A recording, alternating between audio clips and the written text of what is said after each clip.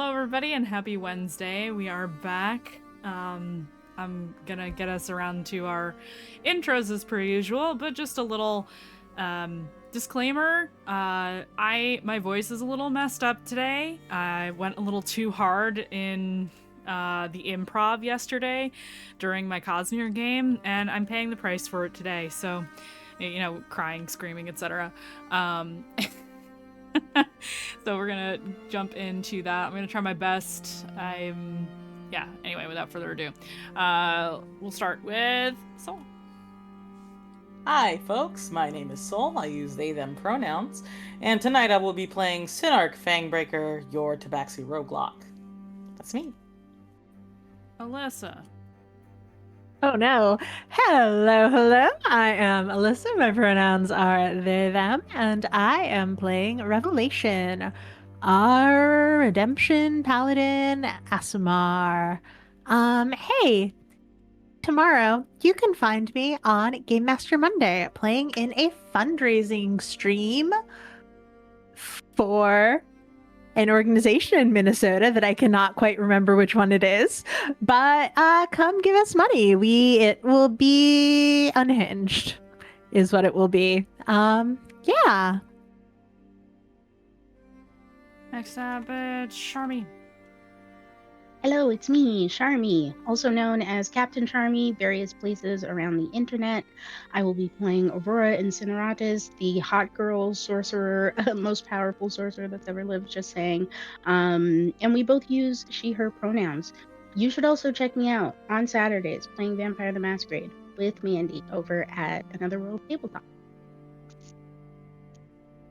Aki. Hello, I'm Aki, or Akino, pronouns she, her. I play Dayu Silverhair, Bunomancer, who also uses she, her pronouns. I'm doing nothing right now, I think. Our anniversary is in, like, less than a week. That's it. It sure is. It was... We, our, us. February 3rd? Q. Was it February 3rd? Oh, 8th. Yeah. Oh, was it the 8th? Okay. Well, a little more than a week then. Little more than a week. My bad. Not less than. I'm also thinking about Bridgerton tomorrow. Sorry. Oh. Moving on to Mari. Oh, hi guys. I'm Mariana. I also go by Lagrimosa with a 0 on Blue Sky and other places. And I play Nikita Ayaga, the Wood Elf Barbarian. And we both use she, her pronouns. And 3 is half of 8, so. Yeah, that's me. Math. Hashtag math. We're memeing chat. It's fine. We know what half of 8 is, right? Do we? I don't know. I meant visually. Really quick. A couple of things at the top of the session before we get into the full recap. I am retconning Conothor polymorphing into a dragon because I mixed up my rules and forgot that it was beasts and dragons don't count. So he is an elephant, and I'm not going to go back and edit episode 69 because why would I do that? I'm too lazy for that. So there's that. The last few episodes that have been missing from YouTube are going to be going live over the next couple of weeks while I catch up on VOD posting. It takes me forever and I hate doing it. That's why I'm so bad at it. And yeah, last session, I don't need to introduce myself with my channel. I'm too tired for this. Last session, the TLDR, the party arrived to the site of the Arboreal Throne. 3 Death Knights arrived. Some mental back and forth with the Knave Lord was had over the last couple of episodes between Aurora and the Knave Lord. And combat is now happening with the Knave Lord present. So I'm actually going to change the music here to something more battle-oriented. He was present. That's true. They did get banished. So what we are looking at currently is the Arboreal Throne Room, which is a circular room. There are pillars, 2 pillars on the northernmost, I say corners, but not really corners of this room. It's not a perfect circle or anything. And then 2 more pillars on the other side, bordering in the large archway that the enemies came through. It is the only way in and out of this space. Just to give you all a lay of the land, the very grand, very beautiful, very frozen Arboreal Throne is on the back end of this room, which is where Revelation and Aurora are present next to the throne upon which Morrigan the Great sits. She is in the process of breaking out of this ice, but is not mobile and not part of combat at this point in time. Several things have happened. There are currently 2 Death Knights in kaiju-like battles with both the wild-shaped Valdin and Conathor, while Aurora has managed to banish the lead Death Knight, Death Knight number 1 for everybody's notes, and also the Knave Lord. That will last for a minute. We are currently at the top of round 3 of combat. So unless Aurora maintains her concentration, or if a minute passes, that is when the Knave Lord will be right back where they were. Just as a reminder of what to expect. The initiative order for the folks at home, since it has been a week: Kazuhiko, Sinark, and Dayu. The Knave Lord, who is currently out of combat. Nikita, Valdin, Revelation, Conathor, Aurora, and the Death Knight squad, the 2 that are present in the throne room. The unknown initiative at this point in time, again, is Morrigan. She is not participating in combat at this time. So we will start at the top, because that was where we left off. As a secondary note, at the end of last session, or towards the end of last session, I should say, both Dayu and Aurora had to succeed on their con checks, which they did. So for anybody who asked questions about concentration checks and things like that, that did happen last episode. I have a very specific note for that. And Aurora is currently ducking halfway underneath the throne itself, as chunks of ice and wood and things of that nature are coming down from the ceiling because of people being thrown around into walls and such.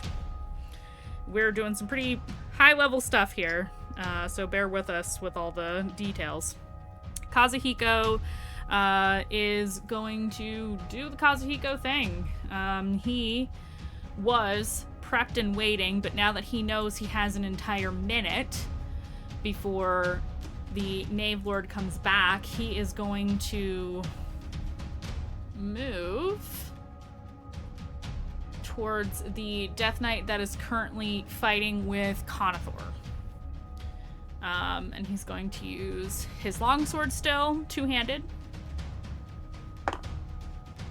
Okay, he hits. And 1d10 plus 4. Excellent. That is minus. Okay, so it's 12 damage on the first hit. Second hit. Second hit is 13. Okay.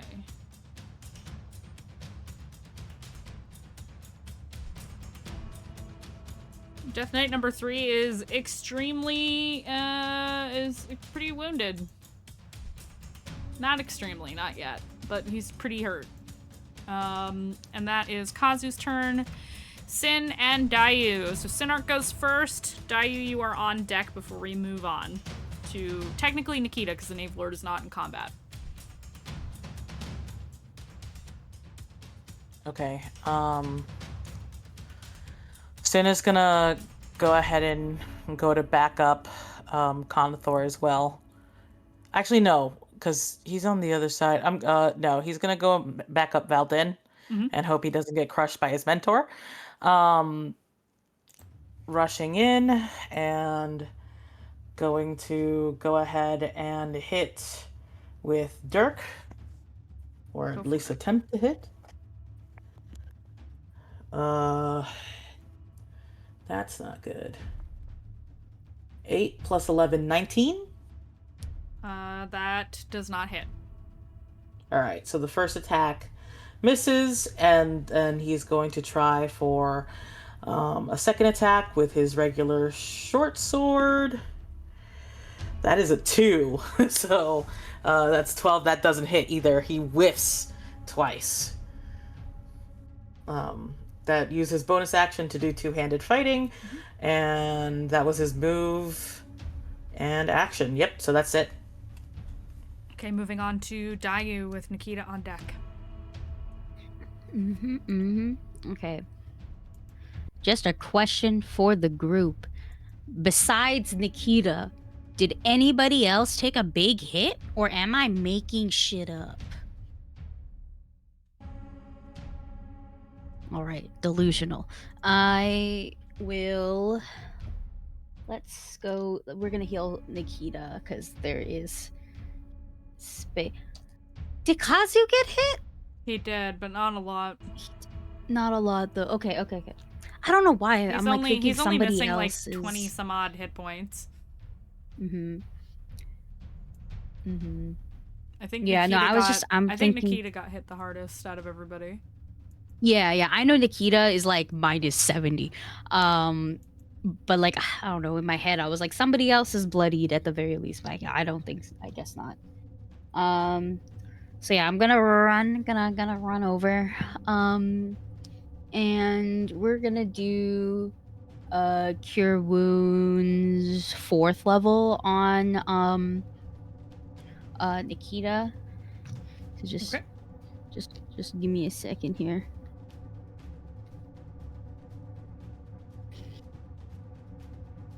I love pretty dice, but sometimes their shapes are too unique, you know?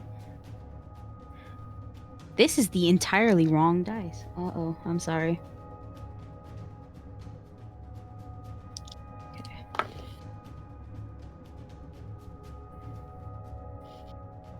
I'm pulling out the calc.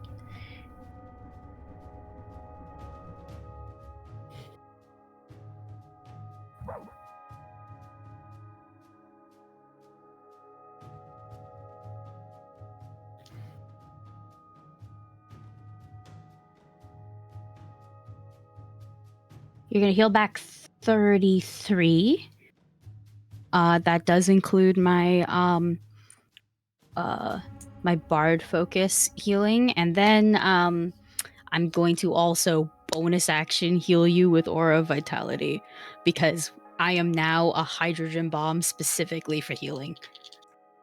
Thank you, buddy. So you're gonna heal for an additional 7.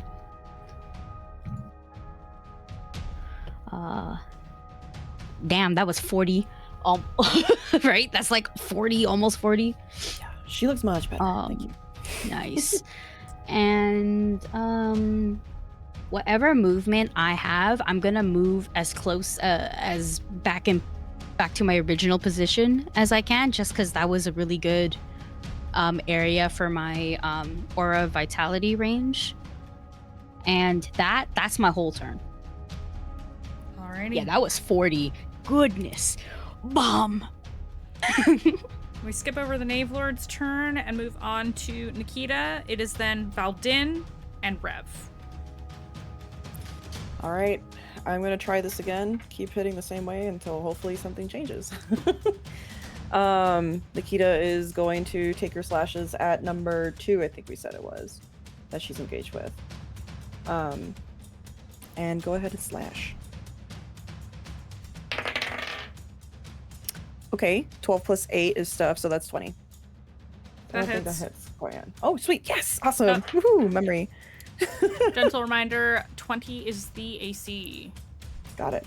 I don't know why in my head I was like 21. It's also been a week. Yeah, fair. Okay, so for the moon touched, so that's 10 plus 4, 15, plus another 3, so that's going to be 18 damage on the first slash. Okay. And I'm going to do another tail hit, and then give you another DC 15 wisdom save, please. One That's an second. 18, that doesn't hit. Never mind. Okay. Oh wait, actually, I'm gonna use a luck. I need to make a save, you said? If I hit this, yes. I'm gonna use a Okay. luck though before that happens. Okay. So that's a 17 on the die plus 8, so that for sure hits. Okay. And I'm making a what save? Wisdom. Wisdom. Okay. Wisdom save for Death Knight. That's a 19. Okay, fine. I'm dropping this. Okay. It's gonna be 8 plus. That's gonna be 11 damage. Okay. And that's it for my turn. I'm gonna just stand in front of it. Well, by the elephant and it. Okay. This is. Doo-doo-doo. Please.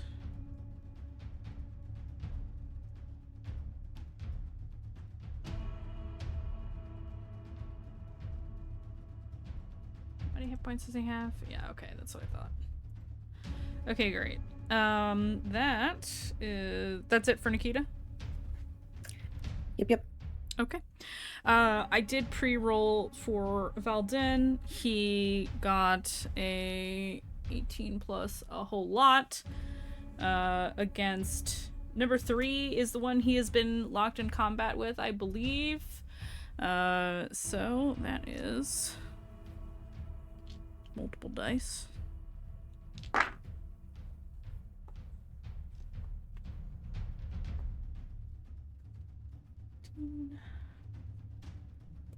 Okay.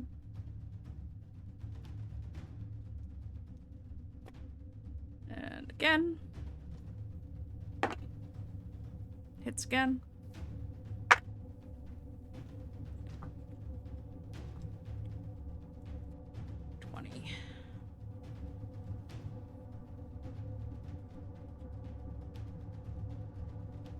And that is Valdin's turn. Moving on to Rev, then Conathor, then Aurora. Yeah, Rev does not want to move from the throne and Aurora, so she is going to unleash her Celestial Revelation, giving her functional wings, if necessary.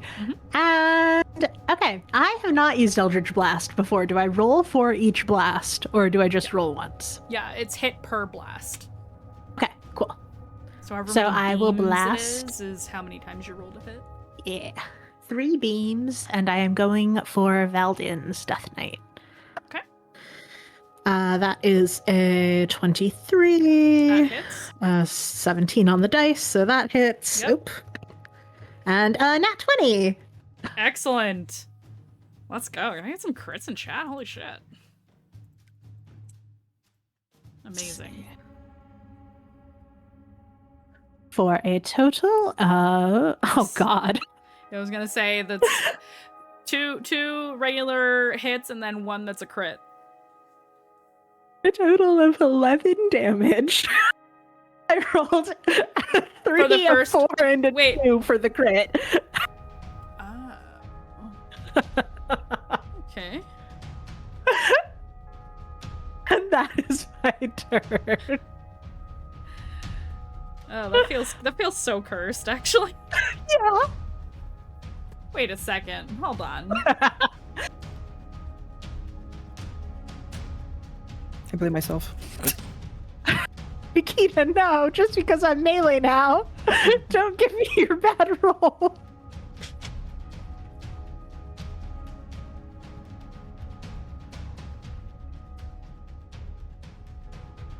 Okay. Yeah. That's okay. You've got them both almost even in terms of how much damage has been done to them.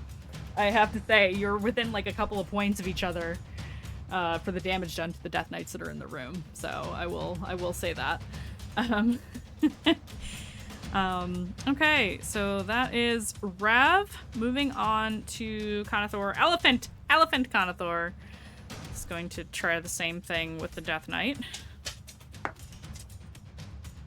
Does not hit.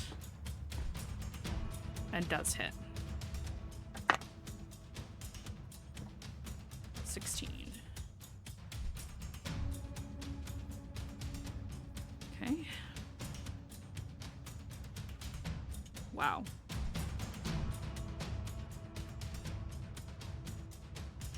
That's Conathor's turn.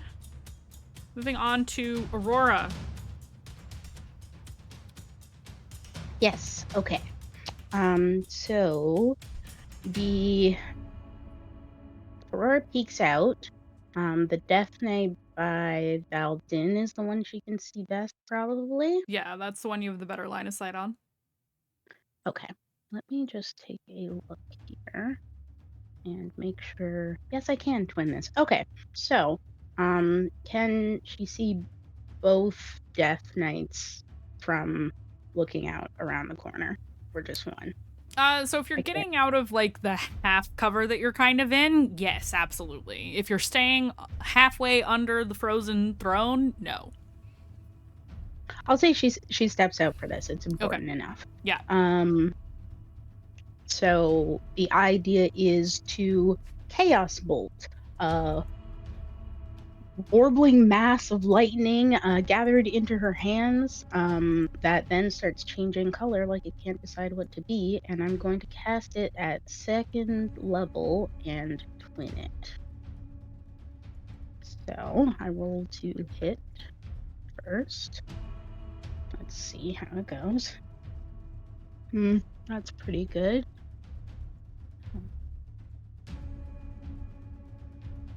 $25 to hit. Yes. So then I get to roll my 2d8 plus 2d6. So the 2d8 will decide the type, and the 2d6 is just extra.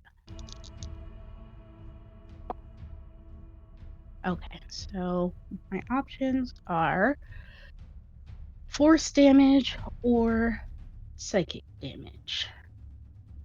Gonna go with force because I'm gonna go with force damage because I don't know what effect psychic will have on them, and we don't really want to find out right now. Force damage. Okay. 18 points of force damage total. Okay. To each of them. Yeah, because it was twinned, and then Aurora goes back into her hidey hole. I'm just gonna double check real quick if there's anything else I should do. You said it was 18 to both? 18 total. Okay. Yeah. I just need to double check one thing. I'm good for now. That is Aurora's turn. She is hidden again as much as she can be. Okay. She has hidden once again. It is Death Knight's turn, and the Death Knight is gonna pull some fuck shit now, because my Death Knights can do that. But that's not any new information to y'all. The one that was fighting Conathor teleports, disappears in a blink, and comes back near Aurora's side of the throne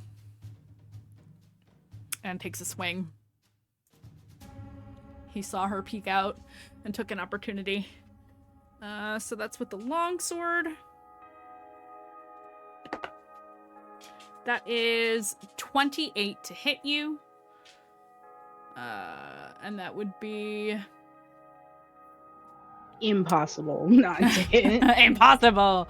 It was 10 slashing damage. Plus... You only take half of all your dammies. So for the slashing damage, with the sword, it starts with the 10 slashing damage plus 18 necrotic.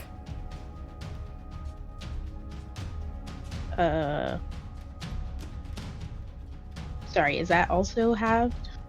Yep, all damage halved. All of it. Okay, so what was the first amount?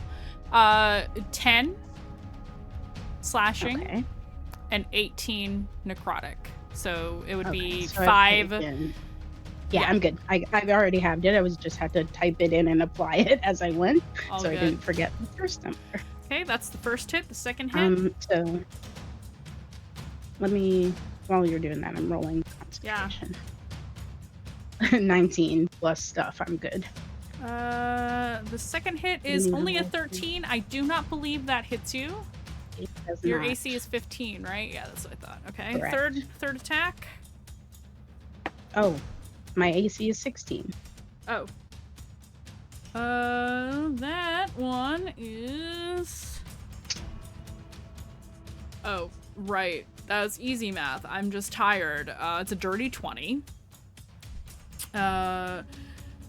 So it's the same thing again. So 5 plus 18 halved.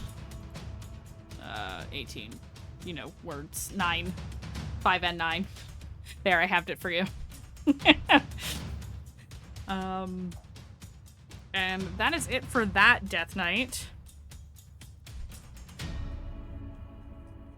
The other one is going to do the same thing, but he has spotted that there's somebody healing a lot of people and is going to go for Dayu. So you hear the telltale sound of a portal open behind you, Dayu. And he takes a swing. That is 25 to hit. So that hits. Yeah. Same thing, except for you. I expect it's not halved. 10 slashing damage and 18 necrotic. Okay, cool. For his first attack. Second attack. Does not hit. I did that last time too. That's funny. Second roll was a 2 on both of those. Oops. I yeeted it. I didn't even look at what it was. I was like, my AC's quite low, so 17. Does that hit you? Does I hit. forget. Yes. It does hit. Okay, Yeah. so same Yes. thing. 10 slashing and 18 necrotic. Ew, I don't like this base damage. I'm trying to not spend so much time rolling things. So that is the Death Knight. The third Death Knight obviously is out of combat presently. So we will move back up to the top. Kazuhiko does not like that his Death Knight teleported away and is attacking his waifu. So he's gonna run back over and do his thing. Because he's not letting go of his sword for anything during this particular combat. He's saving the magic for the Knave Lord. He's saving himself for the Knave Lord. I'm not sorry. Oh shit, let's go, Kazuhiko. That's really good. He definitely hits the Death Knight. That is... Okay, attack number 1 at 1d10. Nice. Okay, so that's 10... Right? Yes. Yes, that is 10. I can math, I swear. Ooh. Next attack, because he gets 2. That's a nat fucking 20. He chops the Death Knight's head off. Write fanfiction about that, bitches. I will.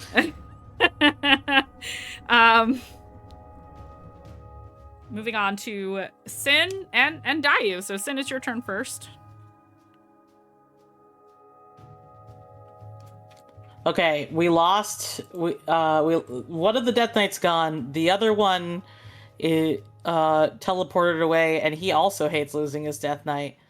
So he's gonna turn around and can I get to where he teleported in my regular move, do you think? You can get close, but not quite close enough. Then I will use my bonus action as a tabaxi to double my speed for this move. Yeah. To Until the Naruto end run of the at the turn. enemy. Yeah, to Naruto run, yeah. To make it to the enemy. Oh, that's not even a bonus action. It's just when I move in my turn on combat. I fucking love that shit. So yeah, you see him like ghost speed towards you, Aurora, to try and fucking shank this guy after missing twice. So let's try this again. That is a 20, dirty 20. Okay. That hits. All right. We're gonna use our sneak attack since he is technically fucking flanked by Aurora. That's 5d6. That is not great. Plus Dirk, which is a 7. So that's 18 plus 7 is 25. Easy math on the first hit. And then I'm going to strike. I'm going to use my bonus action for 2-weapon fighting to hit with the short sword. That's 25, so that hits. And then that's an extra 1d6 plus 6. That is 3 plus 6 is 9. So total 34 points of damage to the Death Knight. 34. 34. Oh, please.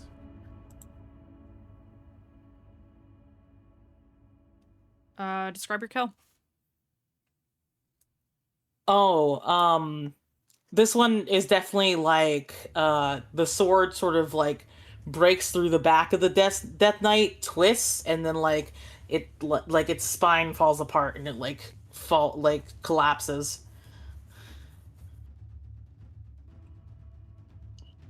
And he grins at Aurora and Rev, and he's like, "I got you guys."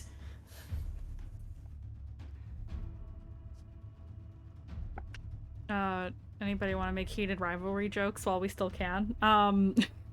Is that a heated rivalry thing? The boys are I competing. haven't watched it. The boys are competing in the top. Absolutely. Absolutely. Madi, you get a luck die. Oh, thank you. Thank you, Dan. You all, I'm not, we'll, things are gonna be loosey-goosey now, because there are still 2 combatants that will be appearing in the middle of this room very shortly. So I will say that, but we're going to temporarily exit, initiative. So time is moving normally again, which means you don't have very long at all. What are you doing? You know your time is short. Yeah. I need to heal bad. I took 56 points of damage that time. It would be your turn regardless, so yeah, you can take that kind of action. Yeah. Also, Aura dropped. I can't roll anything. I cannot meet the DC at all. But I think what I'm gonna do is I'm just gonna mass cure wounds.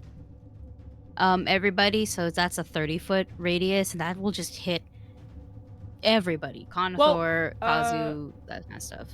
Concentration isn't. Wait a second. Isn't the DC 10? Yeah, it's just DC 10. It's not, just DC 10. doesn't get added. I thought it was No. or whatever's higher than half of the It says DC equals 10 or half of the damage you take, whichever is higher. That's what some people say, but I think I've always had you guys just go off of 10. Because it's literally just rollies. You don't, you know, I mean, you do get a bonus to it but it's not, you know, it's a Constitution save. I don't think I've ever made you... How much damage did you take? I took 56 damage. So if we were to hit a 28, I would, which I cannot. Using that roll. Well, yeah, and I cannot do that. The most I can get with a nat 20 is 23. Well, hold on. I believe. Okay, I guess we're pausing to double check on this. Oh, it's in the chat here, but if you're saying that you always allow us to go off of 10, I mean, I'd be glad for the aura not to drop, but I did just... The aura would be dropped in a minute, like, anyways, so technically... Oh, well, it would be dropping very shortly anyhow. So I'll allow you to do it one time. Yeah, I was gonna be like, but I could hydrogen bomb heal everybody again. That's the thing. Because I think, yeah, okay, well then let me roll to see if it drops, because I didn't roll at all. So yeah. Well then I would have rolled hold on now. 14 total. If it's, you would just have to beat a 14 then in that case. It's total damage. Yeah, I got hit twice with 28. Right, but you'd roll twice. It would be. You would roll twice. Yeah. It's per hit. Per hit? I didn't think it was. I didn't know it was. I understood it as the total damage. If that was rules as written, I'd be throwing that fucking rule out. Are you kidding me? You literally cannot roll that high. I cannot. Asking you to hit a DC. Asking you to hit a DC that exceeds what you can roll feasibly with a D20 is insane. I would not do that to you. Yeah. Okay, so I got a 14 twice. So perfect. Then you're good to go. Up. Do your hydrogen bomb heal. Okay, I am gonna mass cure wounds us still though. So that way everybody gets a little uppy. Here you go. That includes, I don't know if Conithor got hit, but or Val did. Can Val did? Val didn't get me healed. We're about to find out. I think they're elephants, right? They are elephants currently. That is about to change very, very shortly. Yeah. Valden, if you can't be healed, run away. Like it's, or else you're gonna take. Nah, he's good. Okay, good. All right, let me. If that was true, you couldn't heal Sinark, and that I think is mean. Yeah, that's what I was realizing. Yeah, you have to deal necrotic damage to Sinark to heal him. I can do that. I can. Oh that means I can heal Sin very well too. You know, like. Could you imagine? Okay, let's. There are some games like that where you have to do damage to heal undead. Yeah. Pathfinder, yeah. Pathfinder, yeah. I was thinking in video games, but yes, also Pathfinder. Divinity, yeah. Divinity, oh my god! Don't even get me started. Where one of us was secretly undead, and like OOC, we knew would be like, we're gonna heal now. Oh boy! And then secret undead. Alyssa was like, okay, I'm just all the way over there. How much healing did you do? I'm figuring that out now. 1 second. Because it's a lot of dice for me to roll over and over and over again. While Aki's doing that, your druidic friends turn back into themselves. Okay, so everybody is healing 26. 26. And then I am aura of vitalating myself to heal back 8. But everybody else gets 26. I'm keeping track of how much I've healed this battle. It's gonna be crazy. I love that. Okay. D&D Beyond will not let me heal on the desktop app. So I have to open it on my phone to heal. That's weird. Oh, that is weird. I'm not having that. Yeah. problem. And not happening to me. Me neither. Same.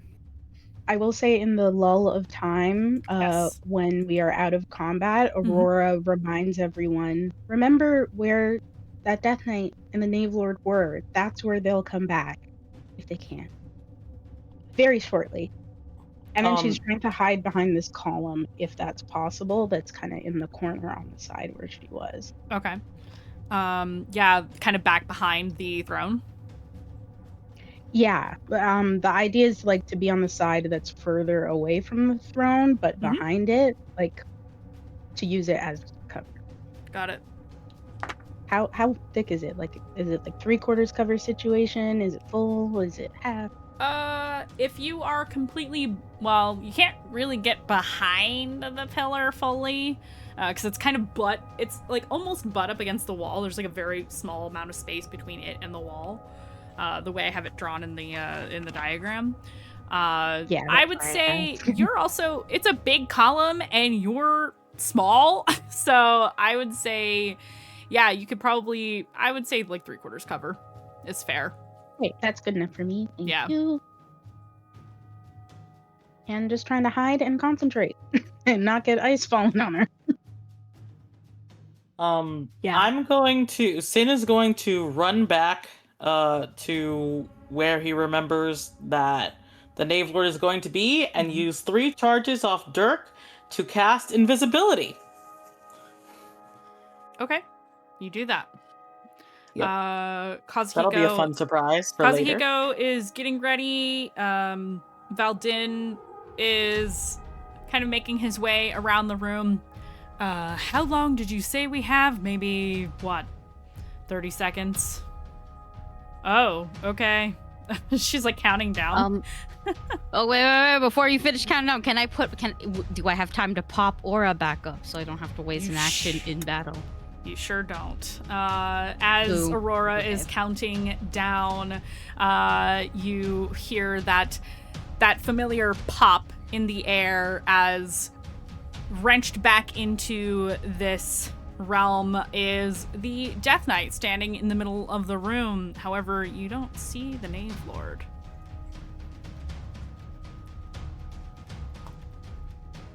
Can I roll an Arcana check to see if Aurora can tell that means the Knave Lord is stuck in another plane, or if he chose not to come back? I would prefer a perception check. Oh boy. Okay.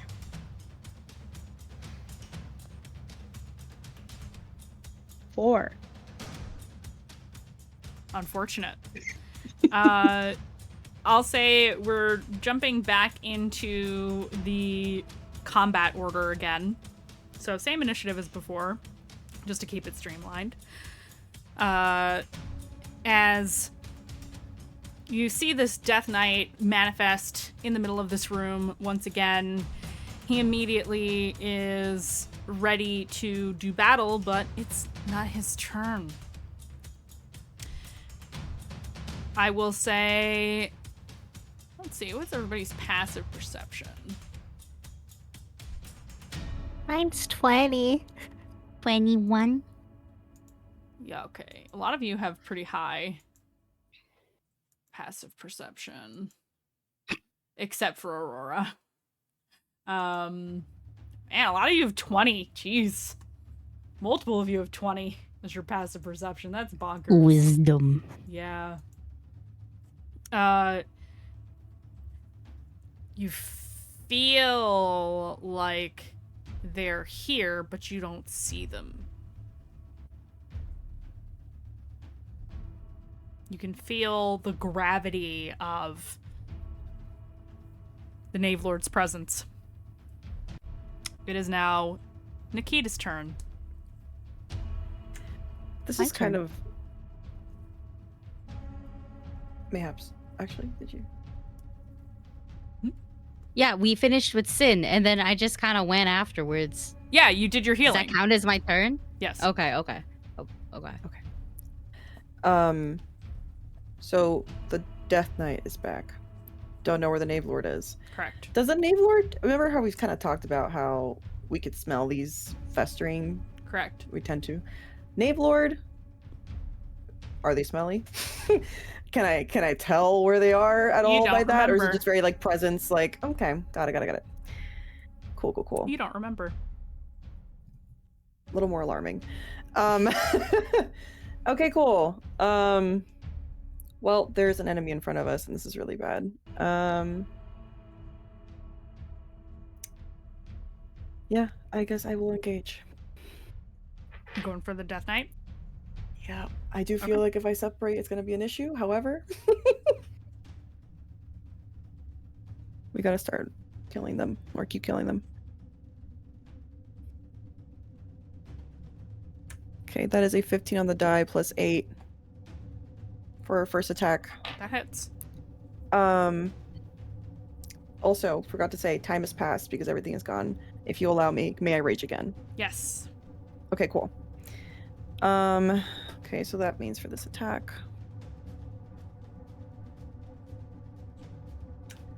So it's 6 and 3 plus 4.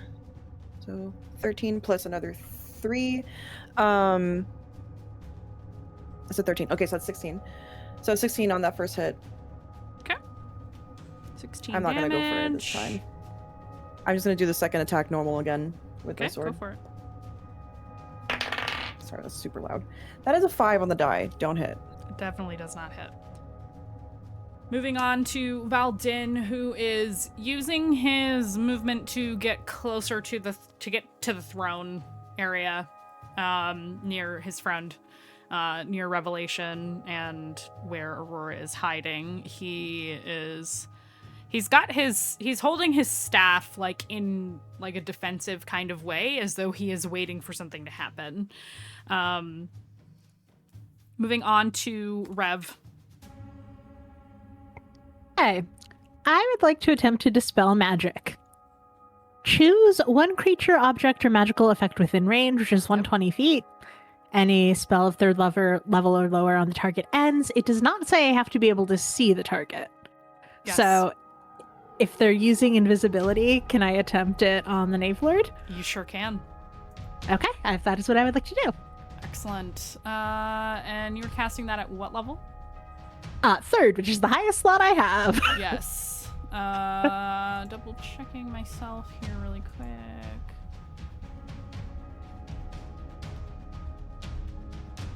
So if it's fourth or higher, then I have to do an ability check. It's DC 10 plus the spell level. Yeah, no, you're good to go. What does dispel magic look like as you cast it? I think that it is like a pulse through the air that almost inverts the color of the room for a second. It's like Before photonegative settling. effect over the room. Yeah. Kind of ripples over it like a screen. And as you do, you can see the Knave Lord is mid-leap. Going for Morgan. Oh, is her melt? It's getting there. Okay. Yep. Conathor's turn. Because you don't have another action, correct? That was it for you. That was my action, yeah. I don't Yeah. have a bonus action that I could use. Conathor also has a great passive perception, and because of that, he is able to spot what is happening. However, let's see if he's fast enough to stop the Knave Lord.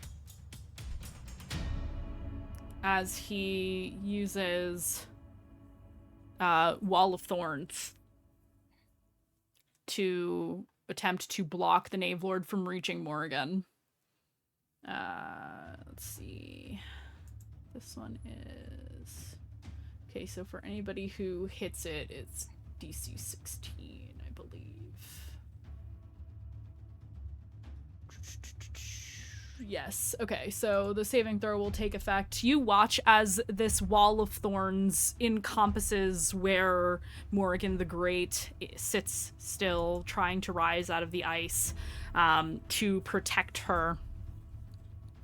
And that is all that Conathor can do, really. He is trying to move closer so that he can protect Morrigan, along with, everybody else present here.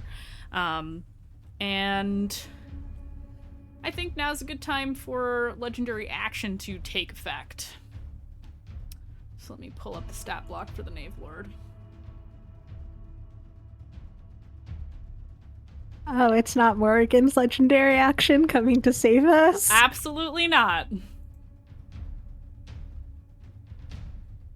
No, you're the heroes. You save yourselves. That's how it works. But big woman right there. You watch as, potentially in horror, as the Knave Lord essentially leaps across the room down onto where Morrigan is. These vines come up with all of the thorns on them. Let's see what the dex save is. I'm sure it's gonna be epic. Oh yeah, definitely succeeds. And he is going to take damage to slice through this wall with, well, he's got a giant flaming sword, so, it's fine.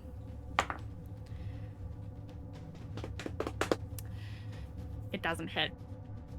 You see that he wrenches the blade down through the wall. Fire has begun to lick along the thorns, the brambles, but he is deterred from slaying Morrigan the Great. You all see this happening. It is now Aurora's turn. Aurora, before you say or do anything, I have a question for you. Okay. What does Dante smell like?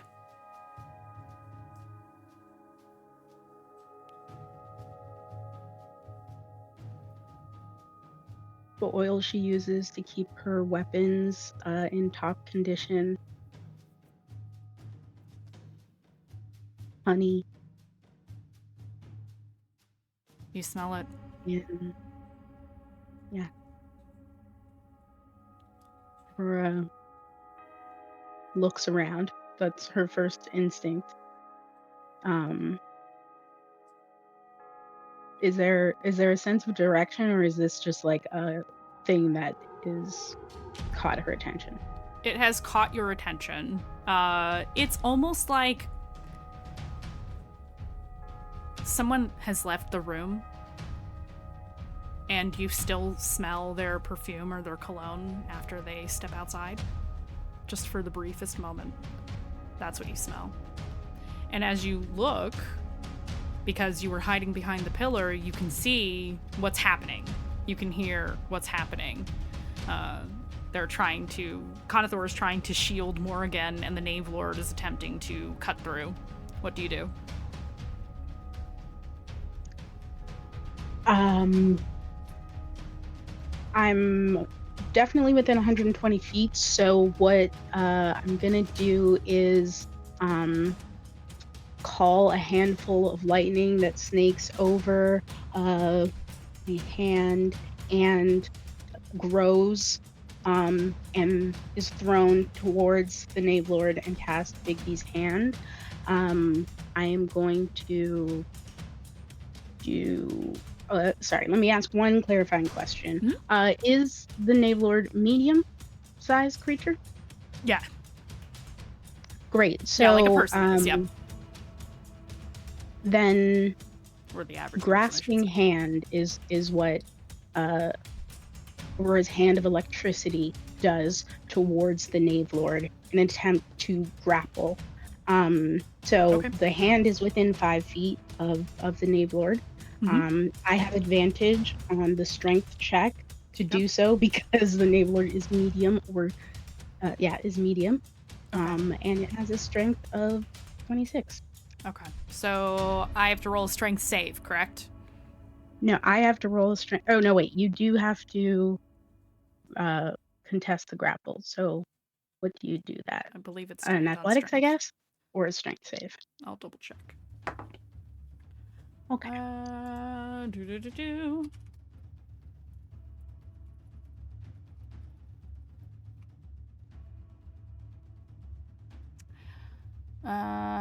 Yes. Strength athletics check contested by target's strength athletics or dexterity acrobatics. This is going to be strength athletics.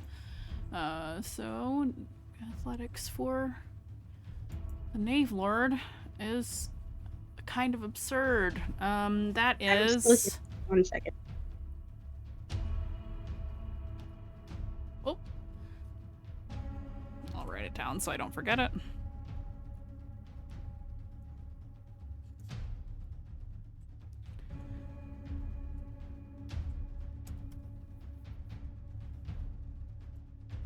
Let's see. You know what? I was gonna say let's take a quick break. If you need a So minute. sorry. The It's all dog is good. about to lose his mind, so I closed him. You're good. all good. All good. Okay. So the strength athletics check to contest whatever it was you rolled 22. A 19. Dang. Okay, so it does not grapple, or sorry, graph. Yeah, either one. But it does remain in its spot there. Okay. Yeah. Okay. So you are now grappling the Knave Lord. Not grappling, just trying. Attempting to grapple with the Knave Lord. You are locked in, dare I say, hand-to-hand combat with the Knave Lord.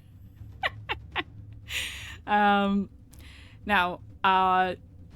one last little thing of flavor before we move on to the Death Knight's turn.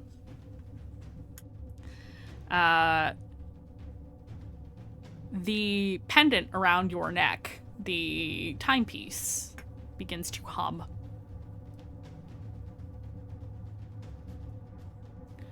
Like the after effects of a chime bowl hanging in the air. And we move on to the Death Knight's turn. The Death Knight, who is currently in combat with Nikita. I will allow you an opportunity attack as this Death Knight blinks. Got it. Because you have Sentinel. That is a dirty 20. That hits. Roll your damage. Okay.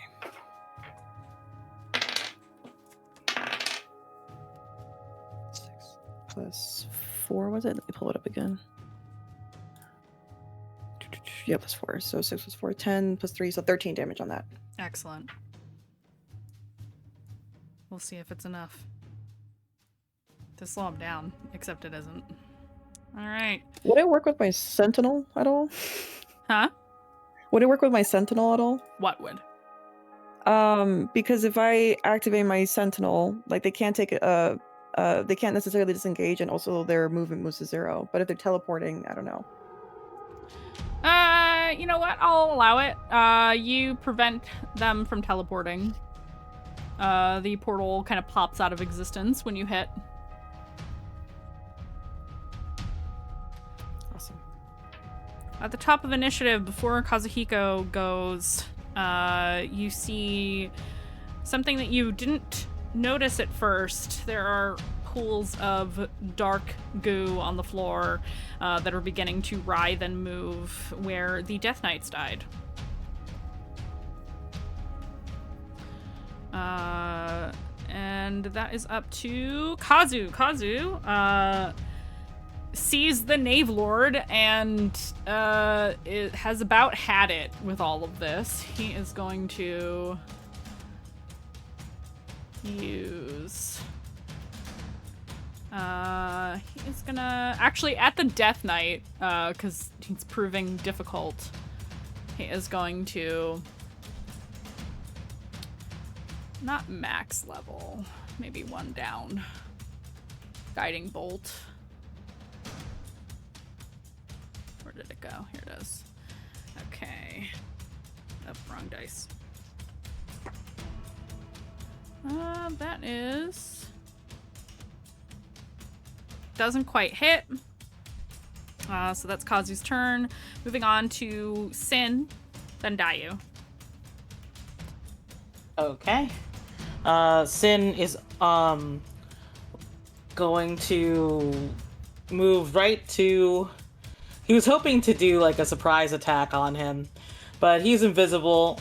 So he goes directly to next to the Knave Lord and breaks his invisibility.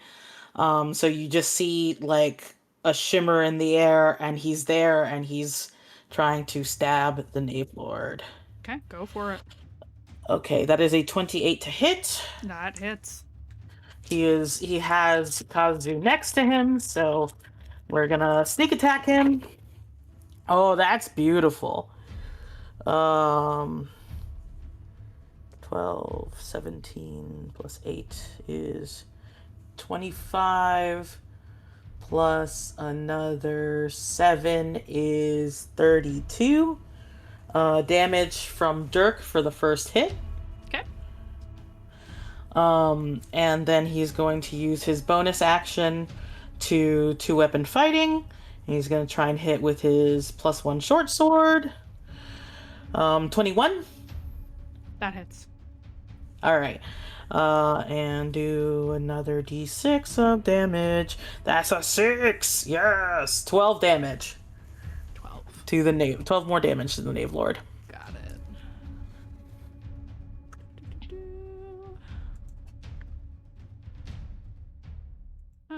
Let's see. What's this? Being damaged by a creature within 60 feet of you. Yes.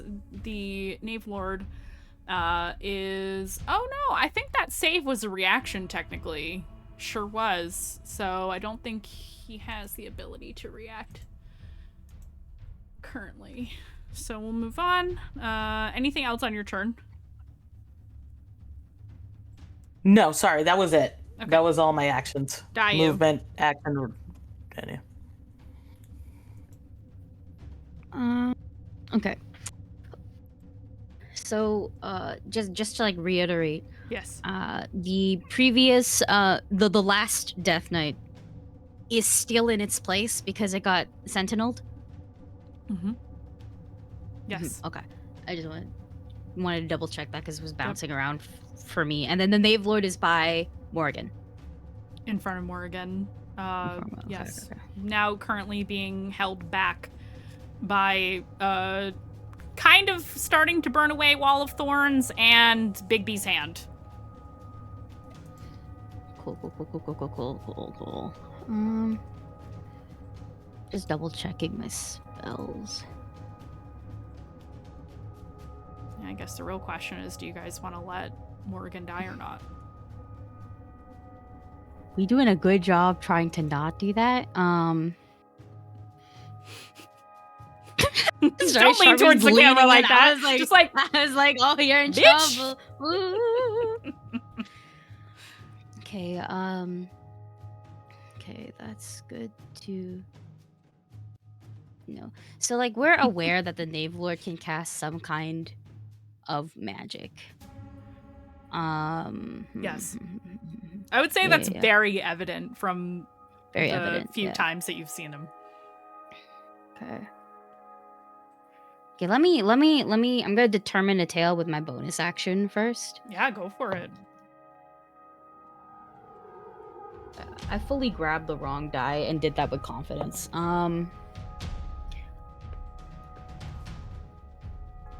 That's a bardic inspiration. Oh, that's perfect. Cool. And like, I know there's a wall of thorns, but the Morgan is a giant woman, and I've seen her. Mhm. But I'm just gonna send you this anyways because I don't need to see them. I just need to be within roughly 30 feet of them. So. Okay, yeah. Yeah, good. Yeah, I can do this. Okay. Are you gonna pop that now? Yeah, I'm gonna pop it now. So, bonus action to determine a tail. Gonna spend that action to bestow it. I drew Tail of the Avenger. For 1 minute. Any creature that hits the target with a melee attack takes force damage equal to a roll of my Bardic Inspiration die. I'm gonna pop that on Morgan for extra protection to her if she gets hit.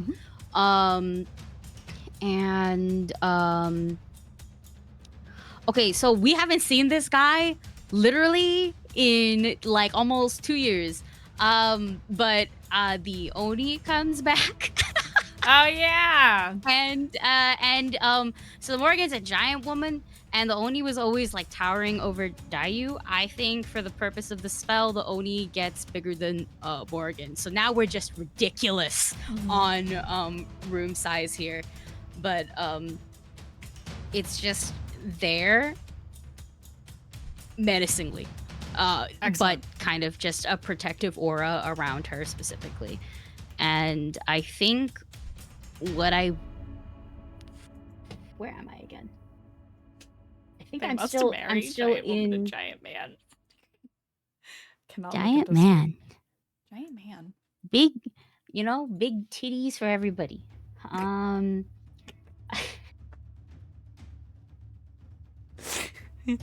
Where were all these jokes during episode 69? That's what I'm wondering. Yeah, I was quite tame actually. We were all very tame. Yeah. We Goodness. Anyway. I think I'm roughly in the same spot that I was, and I still think that is the best spot to be. So I'm not gonna move. Okay. So you. Bestowed a tail and you activated it and you're done. That's it. Yeah, that's bonus action. And then I'm choosing to stay seated. My turn. Standing in my place. Excellent. So let's see. It is the Knave Lord's turn. Let's see. I think.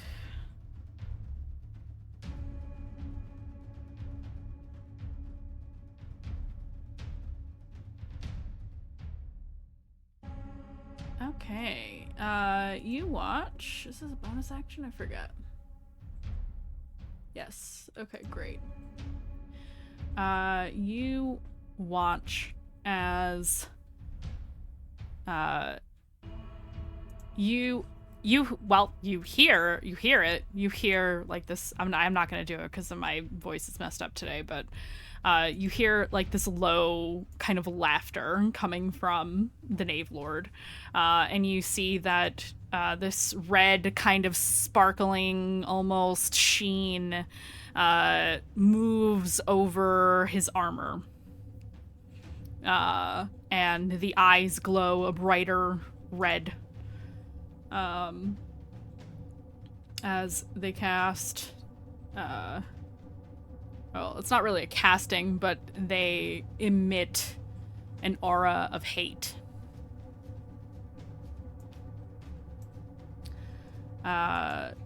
And I guess I'm just gonna use this instead.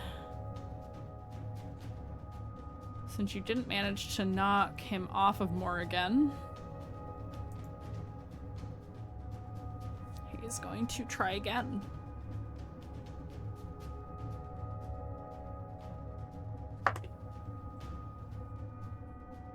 Okay, that is... It hits. I don't think I have enough d6 on hand for this, but I'll try.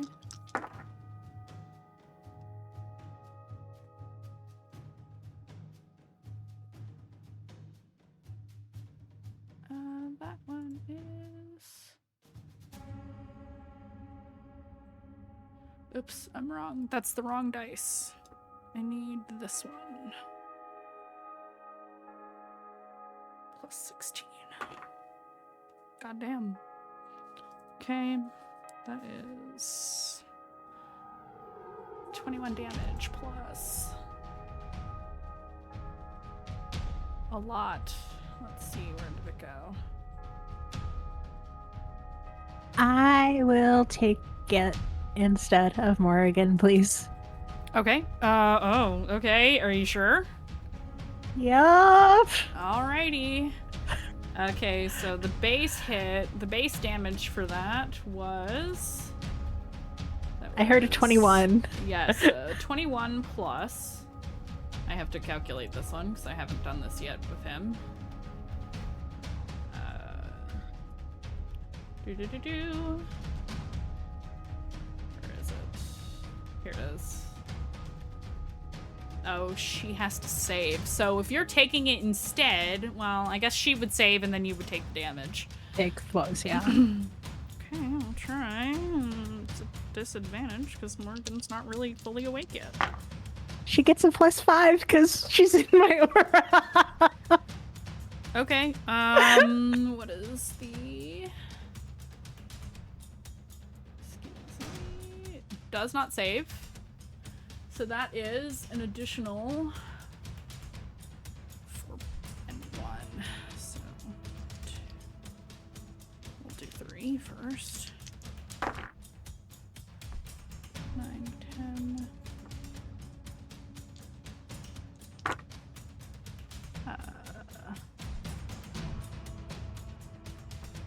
That's 14, 16. Yeah, that's 37 damage. 16 of it is fire. Okay. And the Knave Lord takes 9 force damage. Sure does. Knave Lord swings, Oni swings. It's whack-a-mole. And you watch as the room begins to fill with this kind of smog-like smoke, darkening the air, making it gloomy in here, in a way that feels oppressive. As it fills the room, it becomes harder and harder to see. You still have some visibility, but it is reduced. Moving forward, if you rely on sight, you have disadvantage on attack rolls against other creatures within this aura. That applies even to your enemies. So bear that in mind. We'll get to what it actually does in a second. Excuse me. Moving on to Nikita. As the room fills with this smog-like smoke, and you watch as the Knave Lord begins to stab their blade into the rising body of Morrigan. What do you do? You are still locked in combat with one of the Death Knights. I am. See, I'm stuck because I'm like, if I drop the Death Knight focuses probably on Morgan as well, if possible. So if I keep them occupied, it's a good thing too. But I want to go to there to help. Okay. But if I'm there, I help with Sentinel.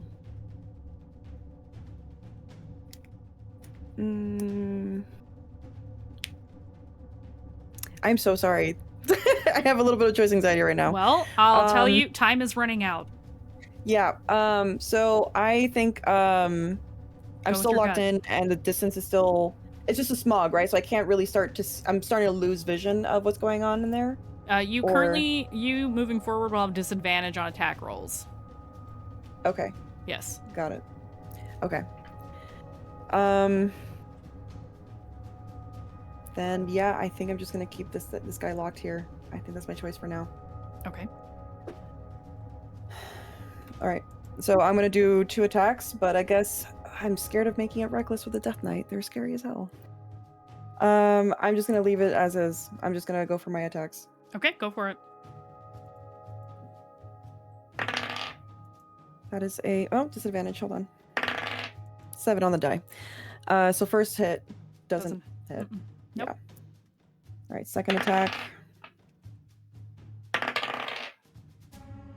That's an 8. Does not hit. Yeah. Any movement on your turn? Do I just take the opportunity? It's up to you. Yeah, I think, shit, dude. Sorry. I think I'm gonna stay here. Okay. I don't want to move, and if I could keep this guy here, that's my choice. Moving on to Valden. Valden sees what is happening and obviously is very unhappy with it.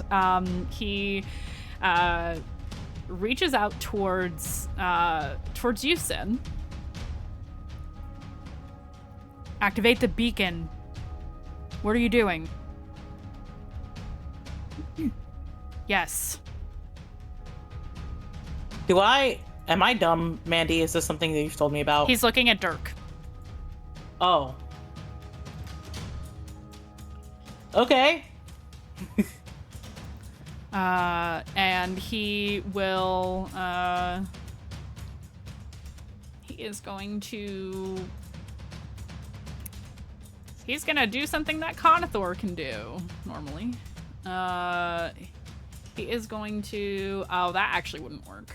He is going to,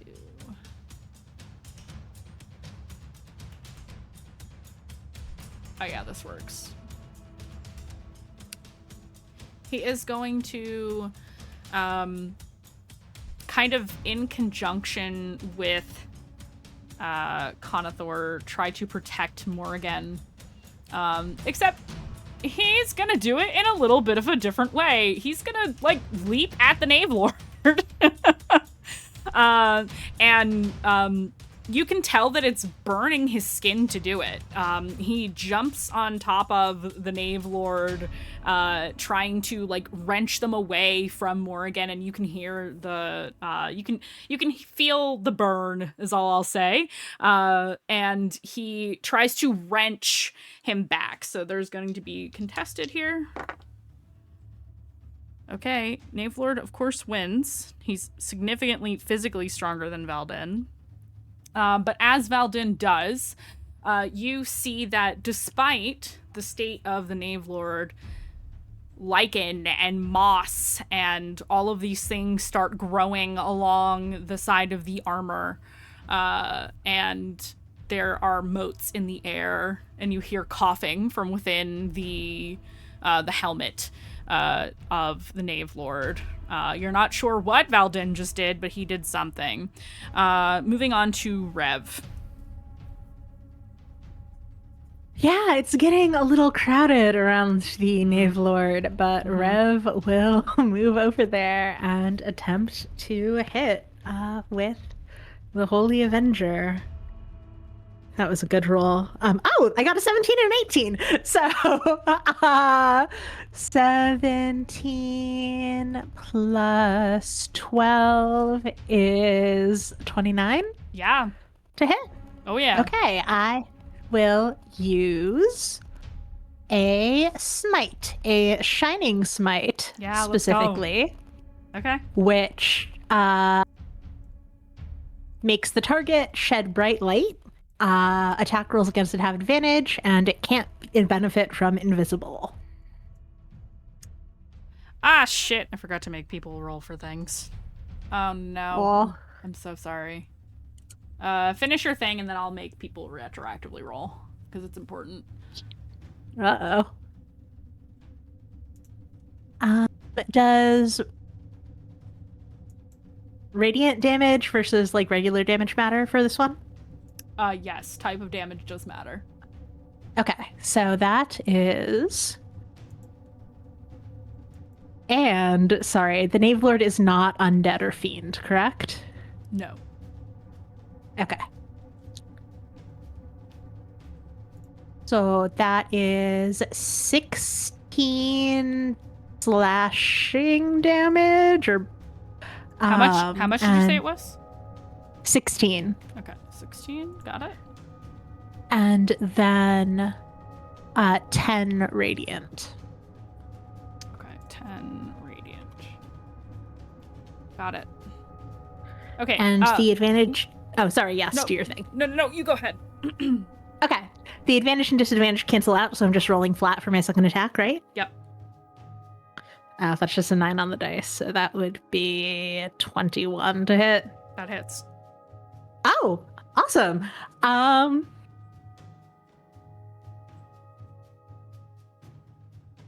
Then that is 13 slashing damage. 13. Okay. All right. Now, I need to roll some damage for Nikita, Valdin, and Rev.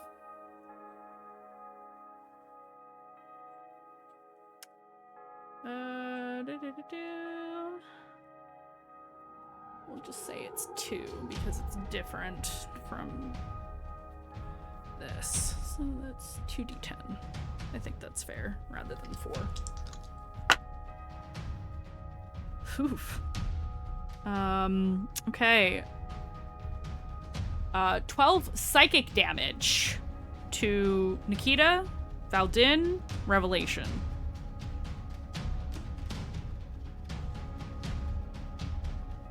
Oh, might as well roll for Conathor as well. He takes 5.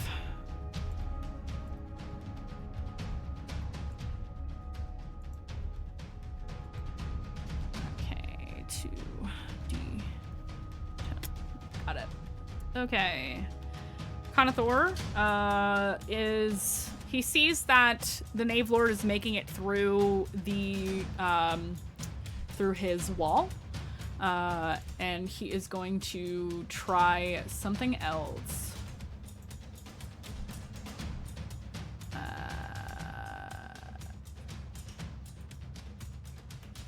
He is going to drop a, well, I guess Grasping Vine would work, but doesn't it?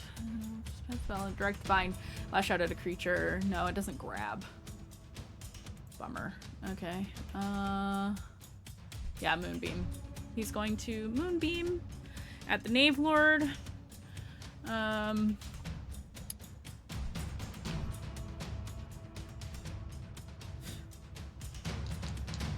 Oops, that's not the correct dice. He rolls a con save. That's a nat 1. Okay. Low damage though, so that's nice. 3. However, Moonbeam does something very specific. For those of you who are not in the know, Moonbeam reveals illusions, shape changers, etc.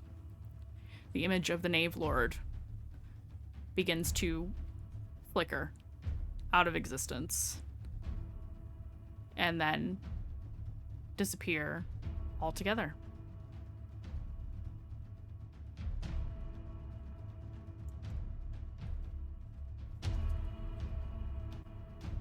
Aurora.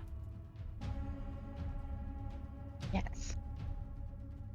You've just watched the Knave Lord disappear right in front of your eyes. For the second time. You can still smell her. It's like she's here in the room.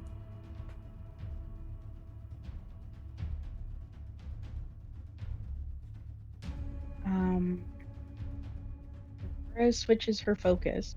She keeps the hand where it is, and like ready as a protection barrier.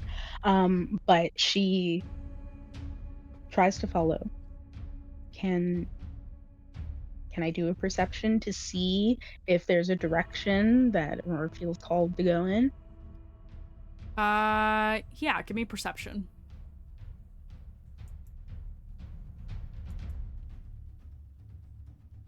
It's so dark. Oh, that's a natural 20. That's the best I could possibly do with a 21 total. So are you walking towards like where you smell the scent? Yes. The oil and yes, okay. So you begin to move blindly through this space that is still full of smog. It's like you're moving through mist. You're home. You're walking through the mists of Okurai. And in the distance, you can see vague shapes of your allies, your enemies. And then you see another. Armored, resplendent, taller than you remember. The Knave Lord. And you see another figure standing behind them, but you can't see their face. As you wander up and you realize that it's too late. He's seen you too. He reaches out a gauntleted hand and grabs you by the neck. Behind him is a woman wearing a cloak.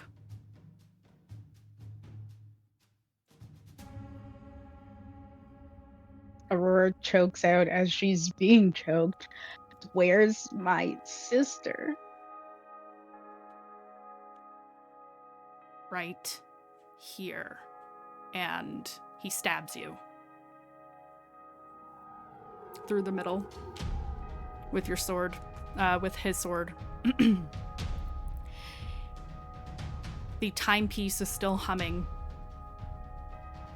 And as you feel life begin to drain from your body, cold steel clean through center mass.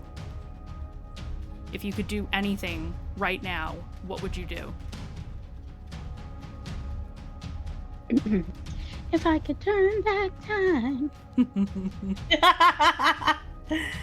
Turn back time. That is exactly what she would try to do.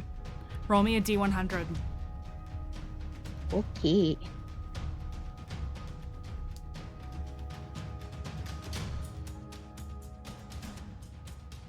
Uh, 20.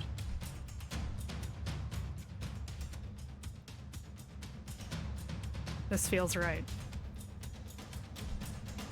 You grasp the timepiece and you will it to turn back time. Everything for everyone fades to white. And we're gonna take our break there. So, my friends, we will be back in about 10 minutes. Hydrate, have a snack, and you don't want to miss the second half. We'll see you soon.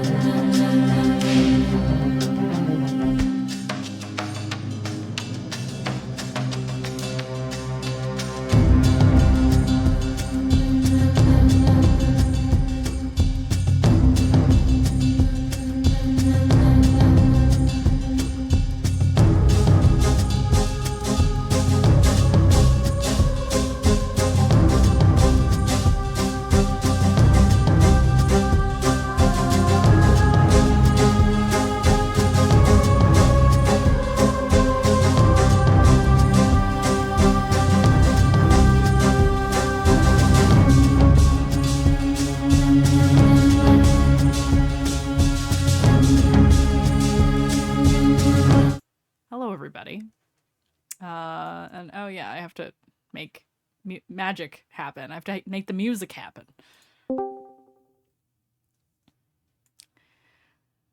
For those of you who missed what happened right before the break, something bad happened to Aurora. Something very bad happened. And the party got a white screen. What does that mean?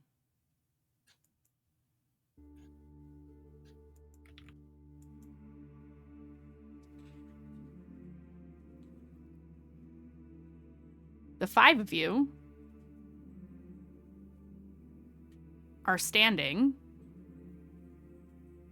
in the middle of, well, for one of you, a familiar place. You are in a circular room with hallways branching off of it, door after door after door. Stained glass windows and a skylight above you, looking into endless pitch black.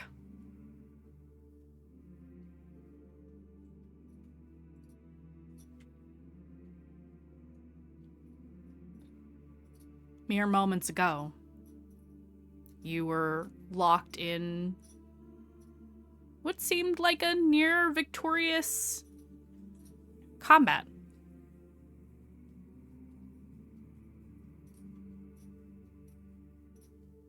With one key difference. Aurora is on the floor, gasping her final breaths. A deep Healing wound bomb. through the center of her mass.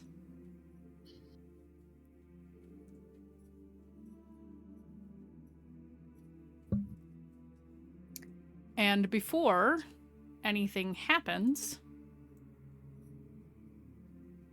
the scene changes. But only for one of you.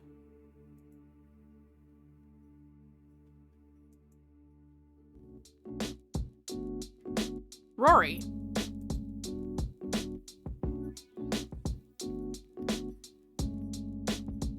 You just died in the middle of a pivotal moment in your game, and your entire setup has just shut down. The power is off. It's been storming outside in 2031 New York. And it seems your building has just lost power.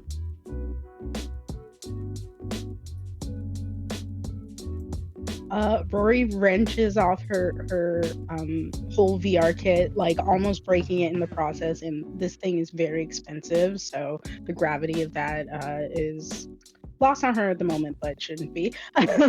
And she is crying a little bit, and I think there's like some kind of emergency lighting that's currently lighting up her apartment. But other than that, there's nothing to be seen. So she stumbles out of her gaming room and is looking for her phone and is crying actively, like, I can't believe I messed it up. We were like so close to the end, and I fucked it up again. Yeah, you stumble around in the dark of your apartment, probably a messier part of your apartment compared to the neatness of everything else. The inner sanctum, the area that the maid does not go every week. And you do find your phone, and it is lighting up with ping after ping of, where are you? What happened? We were so close. To victory. Can you come back? Is everything okay? Just bing, bing, bing on your phone.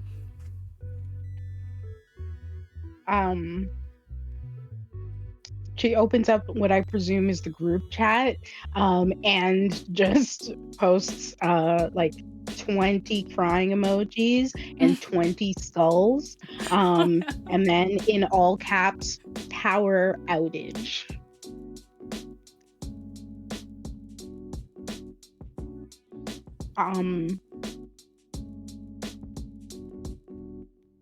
is like, I guess if she's looking outside, Mhm. is it like a significant area or a small area? So that is something you walk up towards you have pretty big windows in your apartment. There's a nice little terrace there for you. And I will say, as you walk towards the glass in the sky, you see what looks like a reflection of buildings. A city. They look antiquated. They look old. They look like the kinds of buildings you've seen in history books. Semi-translucent, upside down, in the sky, maybe 100 feet above your building. It's close. Some of the buildings are touching. Faint, ghostly blue in the sky. Lightning streaks through the rain-heavy clouds and wind outside, lighting up the skyline of New York City. But the image doesn't fade. It's still there, this reflection. It wasn't a trick of your eye.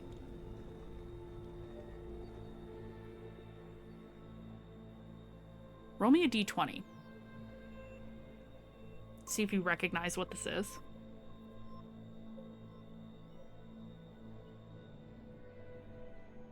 It's just a flat roll, right? Yeah. 9. You're not entirely sure, but it looks a little bit like the city your character's from in World of Terra. Okurai. But it looks weird from this angle. You're not sure if it's correct, or you blink a couple of times, rub your eyes. It's still there.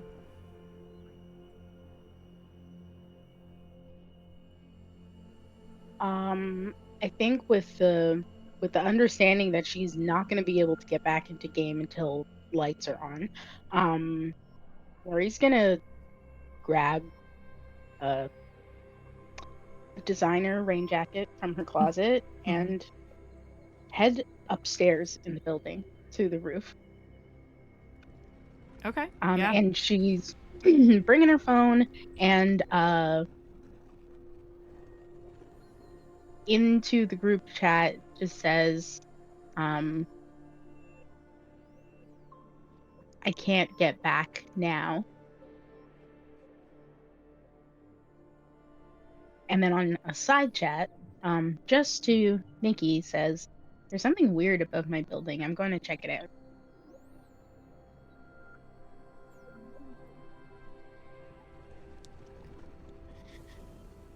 Nikki, when you see that message, what do you do? I think just, oh, wait, what? Are you okay? What do you mean?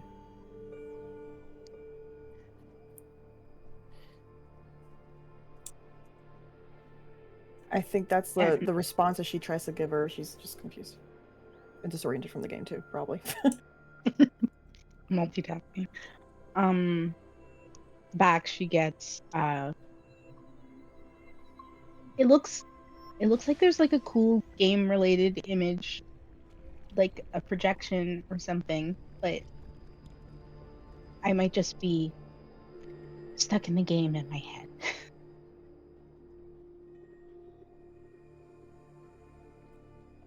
Stuck in the game in your head. She'll like repeat it back and send it.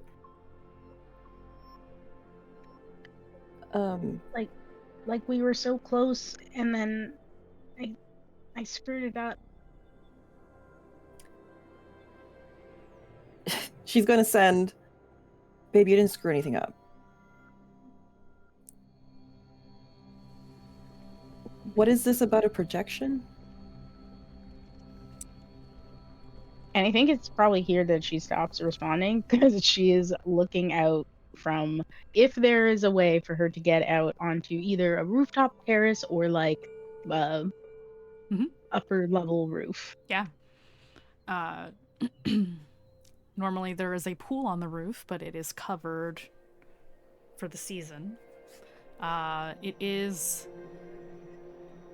pretty empty up here. All the furniture that normally is up here during the spring and summer is packed up down below, on the floor below. But you still see it. It's still there.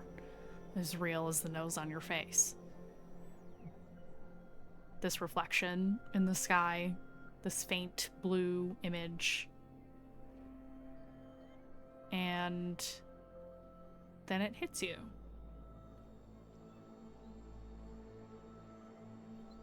You've been there before. Not in the game. You've dreamt about it. You were there.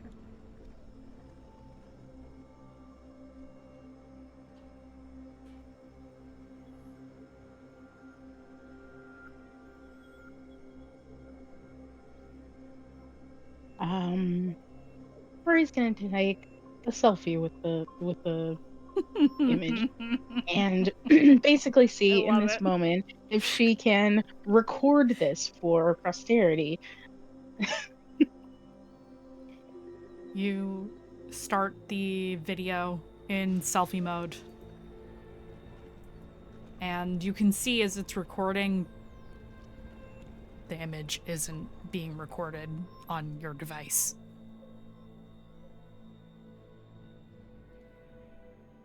What is wrong with this stupid phone? And turn back, moving, kind of towards it. Is it like, above the building? Any parts touching, or is it all kind of like out?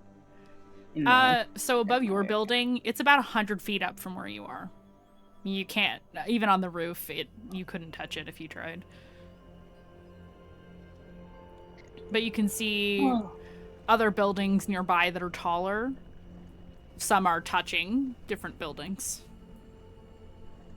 But they don't, it's like ghosting through it, like a hologram. Okay. Then she'll message Nikki and say, it's like a cool hologram, like a dream I had once. Nikki, do you look out your window when Rory sends you this? I think her curiosity would just lead her to that, yeah.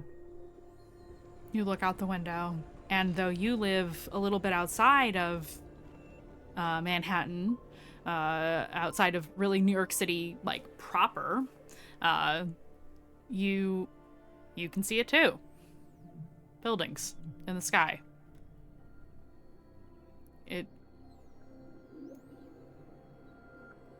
It's not a flat image. It's rounded, like a planet.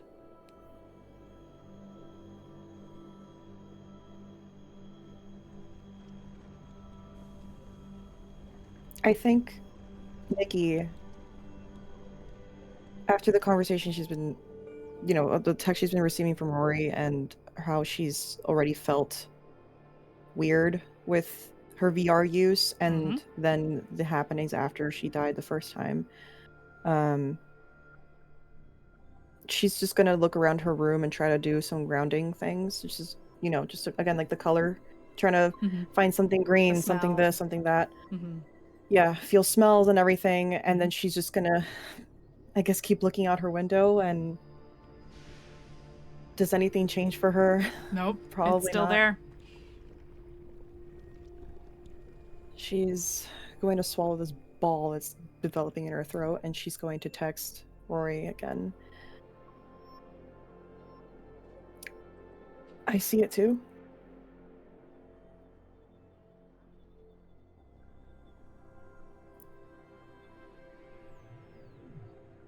Is this because ... Send. Because I died in the game? With 8 question marks. Yeah, because remember, I felt weird too. Oh, yeah. How... What did it feel like?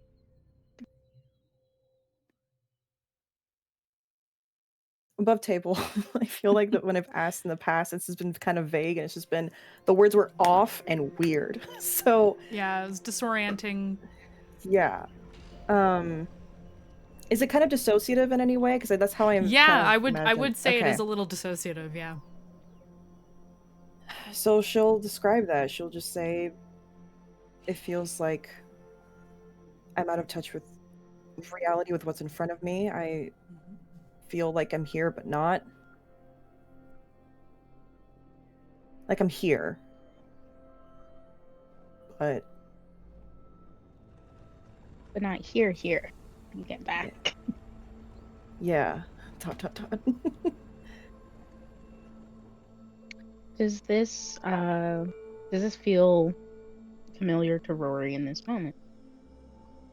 The feeling? Yes. You're feeling it now. You're you, but you're not you. You're here, but you're not here, because bare minutes ago you were playing as somebody else on another world, playing a game with your friends, fully focused and immersed in the story that you are all going through.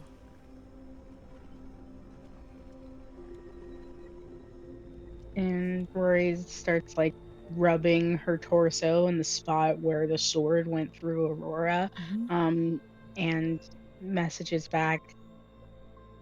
It kind of sounds familiar, I guess.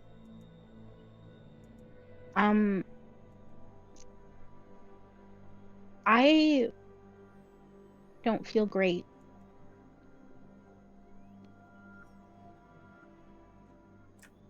Are you guys still playing?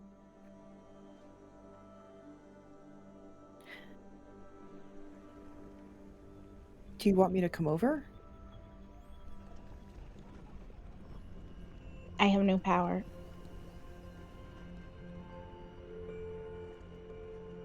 Do you want to come here?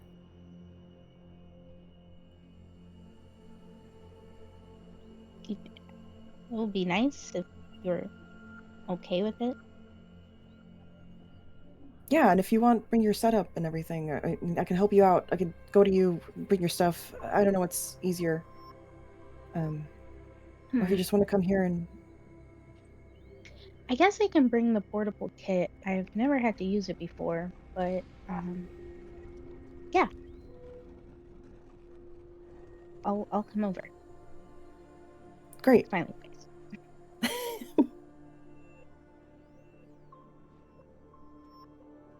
All right. And just looking back at the sky one last time, Rory is trying to see if there is any movement in the image. Like, is it still or is it in motion? Yeah. It's kind of in a slight kind of turning motion. It's very slow. So it is moving a little bit. It's not stationary. And like, does it seem like any part of within the image moves, or like the image itself is like a 3D but still? It's... Ooh, that's good. Like, do I see figures, wind, any kind of evidence of physics? Yeah. I'm gonna say, based on your previous role, you're a little distracted by the buildings. It's hard to tell, especially through like the wind and the rain and the lightning and the thunder roaring above your head, all of these things. It's a little hard to like squint and focus during this time. So no, it's you don't pick up on those details. And I'll say looking at it makes her feel kind of sick, and she stumbles inside too. Yeah. Get ready to head out. You go back down to get your things so that you can head out. And during this time, as you prepare yourself to get on the train, really, Lavender, Cinder, Tiffany, at some point or another, at any time during this night, if you pass a window, you see it too.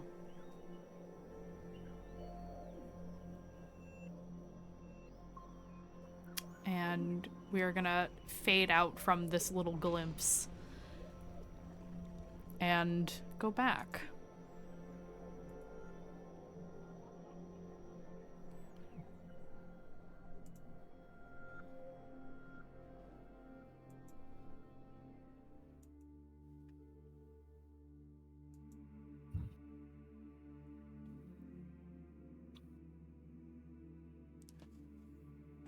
Dayu, Aurora is bleeding on the floor of this strange place that you have never seen before. Suddenly, you are all here.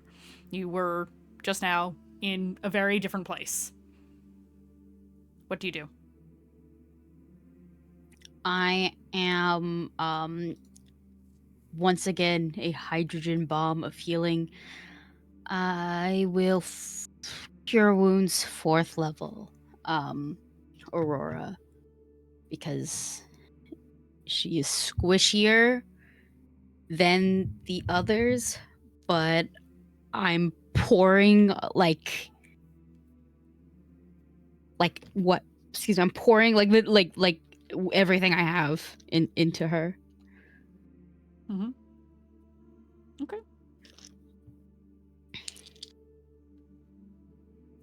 I'd like to say, if I can, that Nikita has run towards Aurora as well.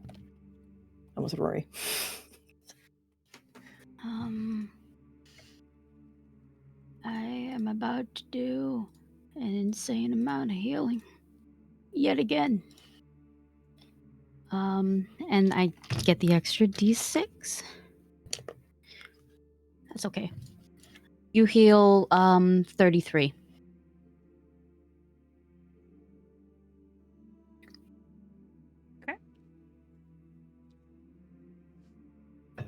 Was that a do I? I think you were muted.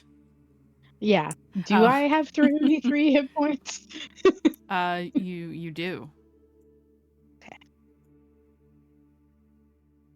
Just if Nikita wanted to hold your body while I healed you, that I would totally allow it. It's more like you're gonna get it all at once, you know? Like kind of when you feel caffeine just punch you in the face. Mm-hmm. Unless what Dayu it had feels like to taste 5 gum. I would say that if Dayu, like, she would have done anything to be close with her, unless like Dayu would have said, like, you know, give me space to work or anything, but she's holding her. As the healing takes hold, you see the wound in Aurora's center mass begin to close.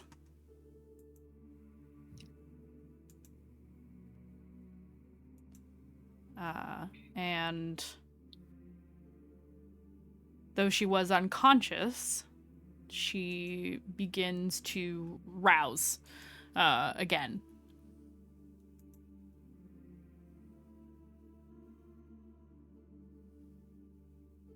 Question, GM. Yeah. Did I feel Aurora get stabbed through the warding bond? Yes. Okay, cool. I don't remember which song is correct. It's this one. Aurora. Yes. You open your eyes. You remember what happened.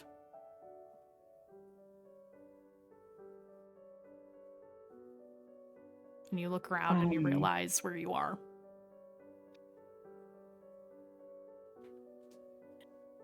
She clutches the spot that just healed, but also swears loudly. She was right there. She was right there. And so was he.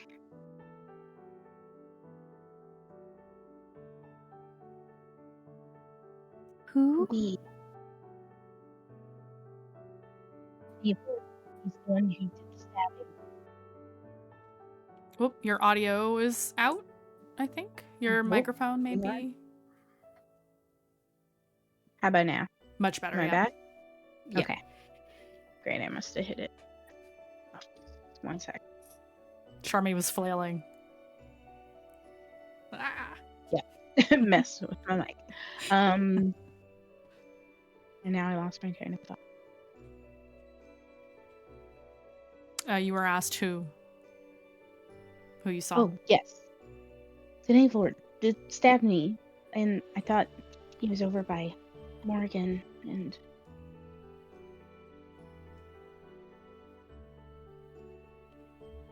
she's being deliberately evasive.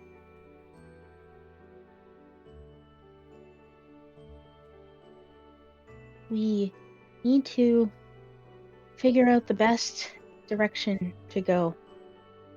How far? We're close. Or how do we give time to plan? Like, if we could do everything over again, what do you think we did wrong?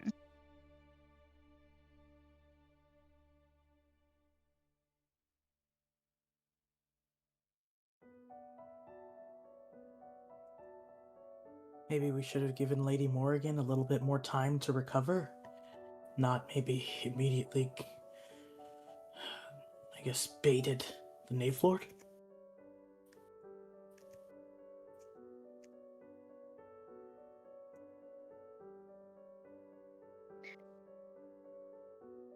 What if we had time to draw him in another direction? You think that would give her the time? That would mean we would have to separate so someone could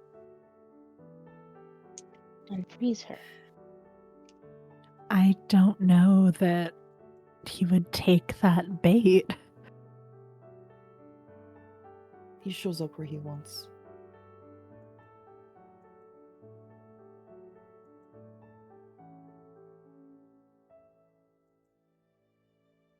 As you Well, all if we got it, Have no, go ahead.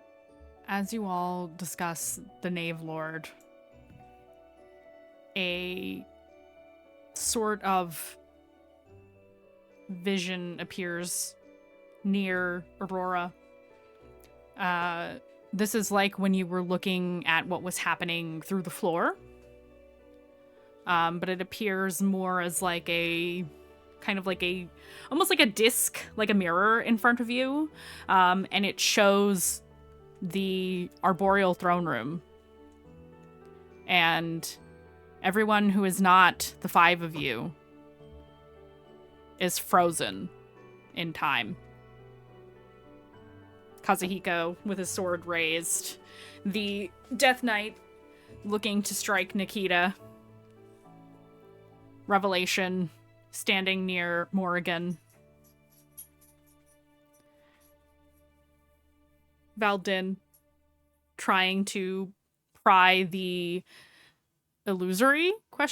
Knave Lord from Morrigan as the image is disappearing, and in the smoke you all can see 2 more figures standing near the back of the room, away from the throne. Everything is still.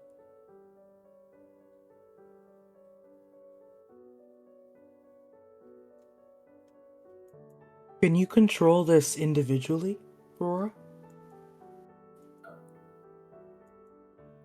Aurora will clutch the device, I don't remember what to call it, the pendant, and will see if a slight turn to the knob while she thinks, give Kazuhiko a few seconds back. Does anything change? give him a few seconds back. Yes, sorry, like turn him a few seconds back. You watch as his blade his blade arm starts moving backwards. Just ever so slightly. And just him? Ha! Look at Look at you! Bright as the fucking stars, darling. Morrigan. Turn her forward. Wake her up faster than everyone else. With her back at power, free without us having to protect her, that will give us a much better chance. Okay. Okay, that sounds right. And then I guess we find our way back. If we go back, are you gonna be dying again? Oh, right. Cause I can reach you. Why would you be dying again? Wouldn't you just insert yourself back into the time stream as you are? If I knew how to do that, that's definitely what I would intend to do. The thing is, I'm not really sure exactly how I did it the last time. So, the location is a problem. The last time I returned where I was, but this time I don't want to be where I was. I guess then. After you say Sorry. those words, you all hear the gentle creak of a door opening behind you all. It's the same one, Aurora. Oh, that's for me. And she'll go trotting off towards the door. But when she gets up to go, she pulls Nikita with her. You realize as you do this that you feel no pain. And you're able to move with Nikita to the room. That is cool. Hey, well, I'm not bleeding out and dying right now. That's cool. Was it cool for you that one time, or was it really terrifying? What do you mean exactly? Cool. Well, I expected it to hurt a lot, and instead it doesn't hurt. It's just kind of confusing.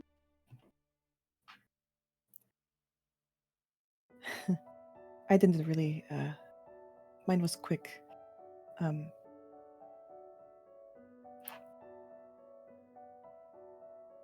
Oh, right, and you were asleep. I forgot. Okay, so I'm gonna talk to this book. Will you come with me? Of course, I'll go anywhere with you. I'm so happy you're okay. Yeah, me too. And she'll head for what she believes to be the book with the quill Yes. in this room. Okay, great. And anyone who wants to follow and peek into the door to see what's happening, you may do so, of course. Oh yeah. Aurora and Nikita, you walk into what appears to be a finely appointed library with books upon shelves that seem to stretch upwards into a tower nigh infinite. But that is not Aurora's destination. It is a pedestal, a lectern, if you will, standing in the center of this throw-carpeted floor.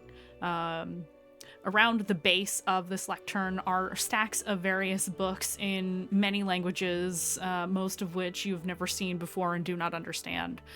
But sitting on top of this pedestal is a large book, and it is open. and there is a floating quill hanging above the page. And as you step up to it, it moves to underline words already written. You have 30 seconds, 30 days is all that I can do. Prepare yourself, and you might win this time.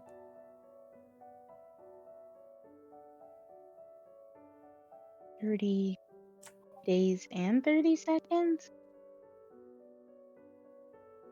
It says 30 seconds, comma, 30 days.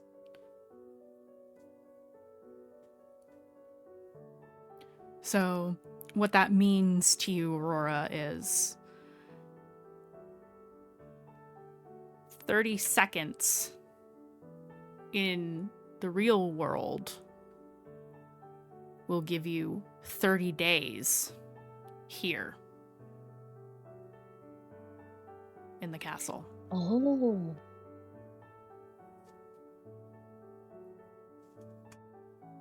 What would help us prepare here?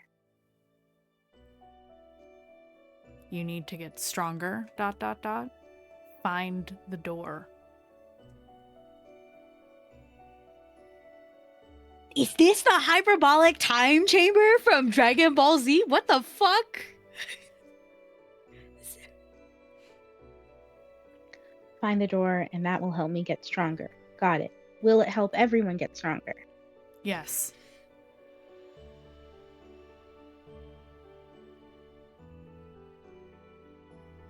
How do I find it?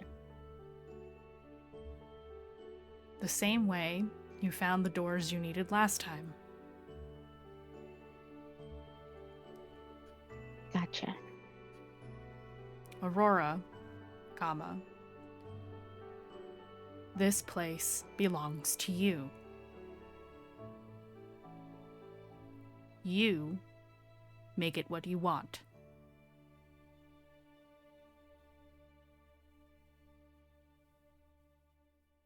I made it? Or I found it? There's no response. Okay, well, thank you for your assistance. Hopefully 30 days is enough.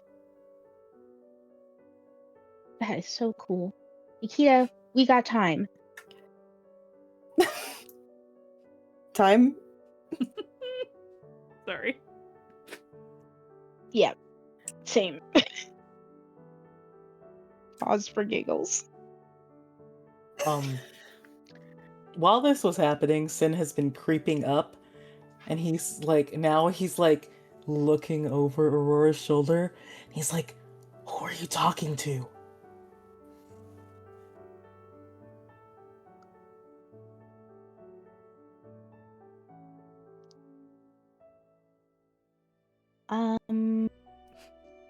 So you know where you got this thing from?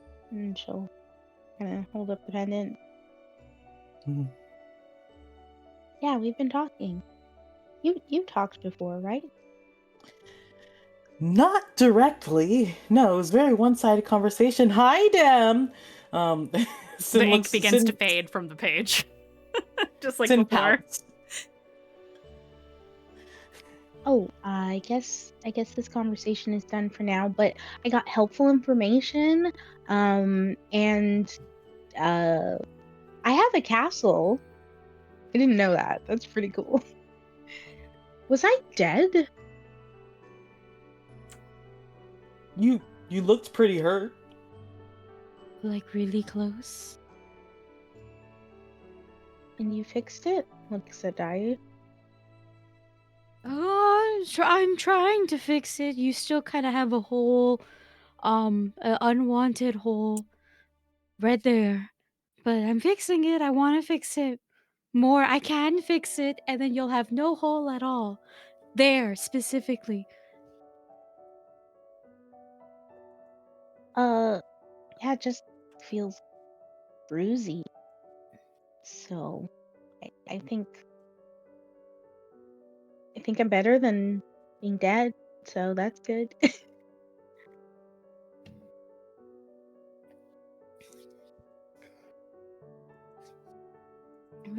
Rev looks pretty bad too. Okay, so then let me share the good news. We've got 30 seconds. If I really hope, if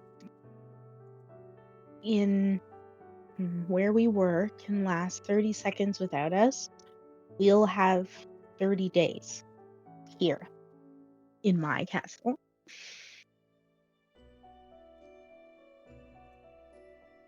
And there's something here that will probably help us. And we'll have time to increase our abilities. Obviously, I've got a ways to go, but there's something here that can help me and you guys too. So what do you think? We'll stay 30 seconds or, days and try it again. I think I'm confused about the time, but I will trust your judgment. Firelight, Yeah. I'd follow you anywhere. What he said. Thank you. Wait. We'll set Dayu in Revelation. What do you think?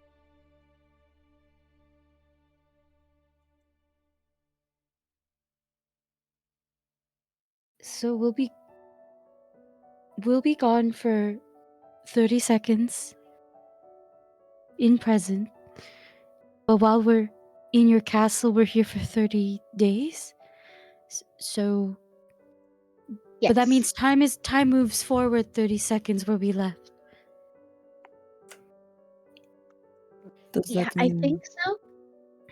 Morrigan? Yes, but also Beltin, Conathor, Kazuhiko are there.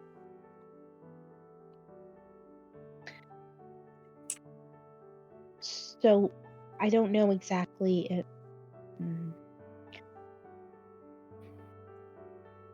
what will happen in those 30 seconds. Is the mirror into the throne room portal vision still up? Nope. Nope. Okay. It vanished when Aurora walked away.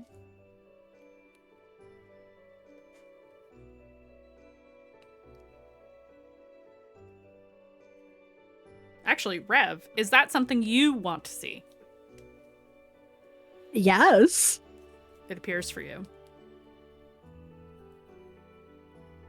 The person beside the Knave Lord, the two people we had not noticed when we Mhm. started fighting. Yep. What they look like? They're wearing a cloak with a hood that obscures their face.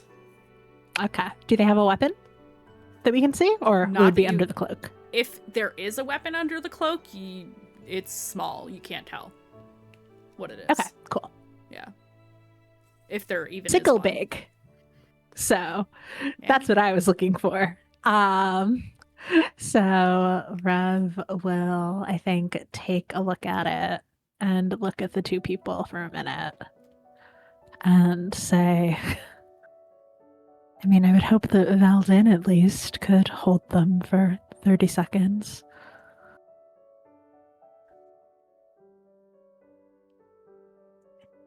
He's my mentor. And I guess if he dies, he's already dead, so maybe it's not as permanent. He'll probably just fall asleep again. Where does that leave Kazu and Kanathor? Okay, hear me out. What if I turn them back 30 seconds? So we spend the 30 seconds over there, 30 days here. before we go, you turn them back 30? Is that what I'm Not understanding? like that. Oh, It worked when I moved just Kazu a little bit. He's already probably 3 seconds off. But I don't know if that will affect the ability to have our time here. So, I guess.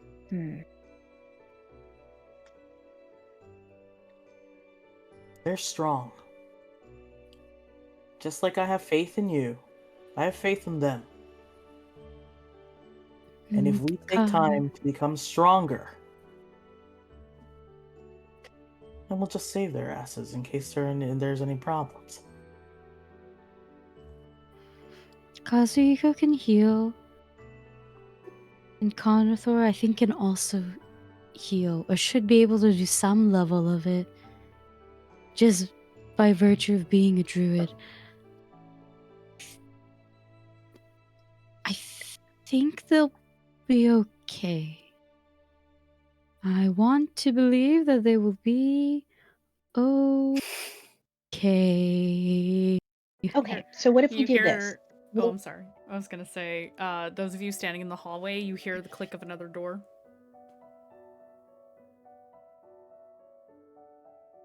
Dayu definitely hears it, because Bunny ear... Well, Dayu and Senark absolutely cannot miss it.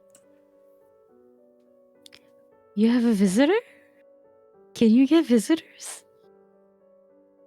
I have no idea, but if I did, they probably were here already. Is something here? Should we go look at it? I was just gonna suggest that we check on the real world every day, and then we can see maybe if things look like they're really dire, then we cut things short. that's a good idea too. Sin cannot contain himself, and he's like nodding, and then like he wants to go look at the Moving door. towards the sound. Yeah, uh-huh. Same, As he same. scoots out the door. Sin, as you walk down the hallway, your cat-like paws muted even on this stone floor in this castle corridor. You walk to 1, 2, 3, 4, 5 doors down. The doors ajar, and as you push it open, you see what looks like a dorm room. There's several beds in here, enough for all of you. I think he laughs, and he sort of like calls back down the hall. No privacy here either.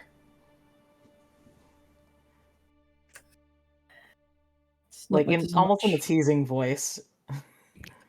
We've been living in the hut. Exactly. That's what he's commenting on. 3 of us at the same time start to say the same thing. I love it. Mandy. Yes. Mandy, is my sister here? Nope. Okay. Oh no! None of the NPCs are here. It is just you.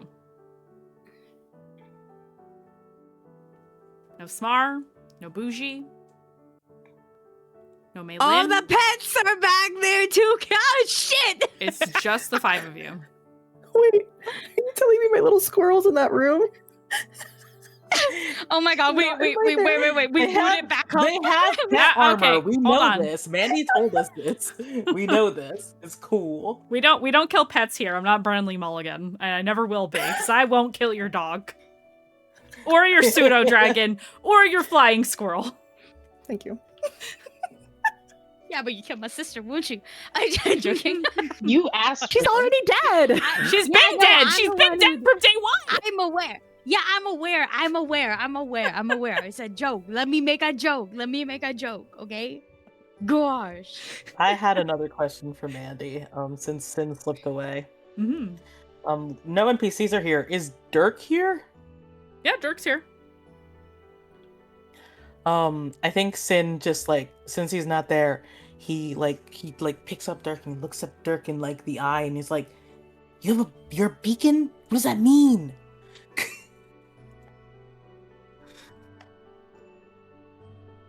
You feel you feel a sense of uncertainty. Like, he doesn't know what it means either. Oh, that's funny. Did you see all the books? You're gonna read so much while you're here.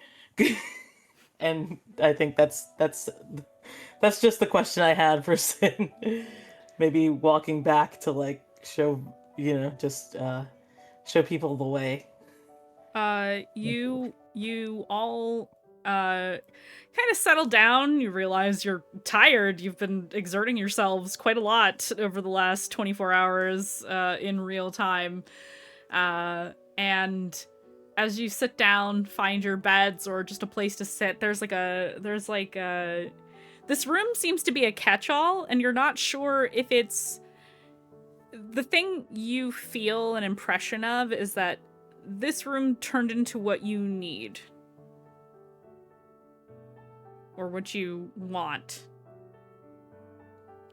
And if all of you are tired, it says, oh, sleep time. And you look at the windows in this room, and they don't look out into black expanse of nothing. You see lush, green, rolling hills beyond the half wall of a castle courtyard that has all manner of flowers, fountains, birds singing in the trees. There is a night sky overhead, but you see greenery. And as you have that realization that you are in a place that's not a place, you are in time but not in time, but somehow you've been granted this ability to save your potential final attempt at stopping the shattering once again. That's where we're gonna end it.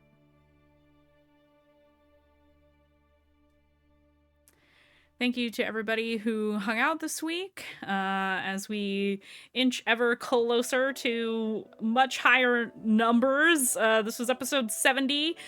We were joking about how do we stretch this another 30 episodes to 100. I don't think that's going to happen, but you never know. It'll take as long as it takes.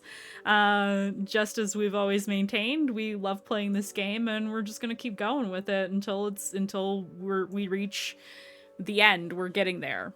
We're very close. And yeah, thanks for all the support, everyone.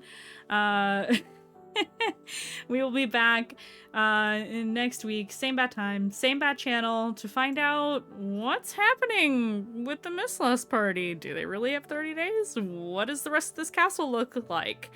We'll find out next week, and of course, as always, thank you to my lovely players for being here. This game wouldn't be as fun as it is without all of you, and we will see you guys next time. Stick around as we hit the end screen here while I find somebody to raid into, so hang tight, and we'll see you next week. Bye, everybody.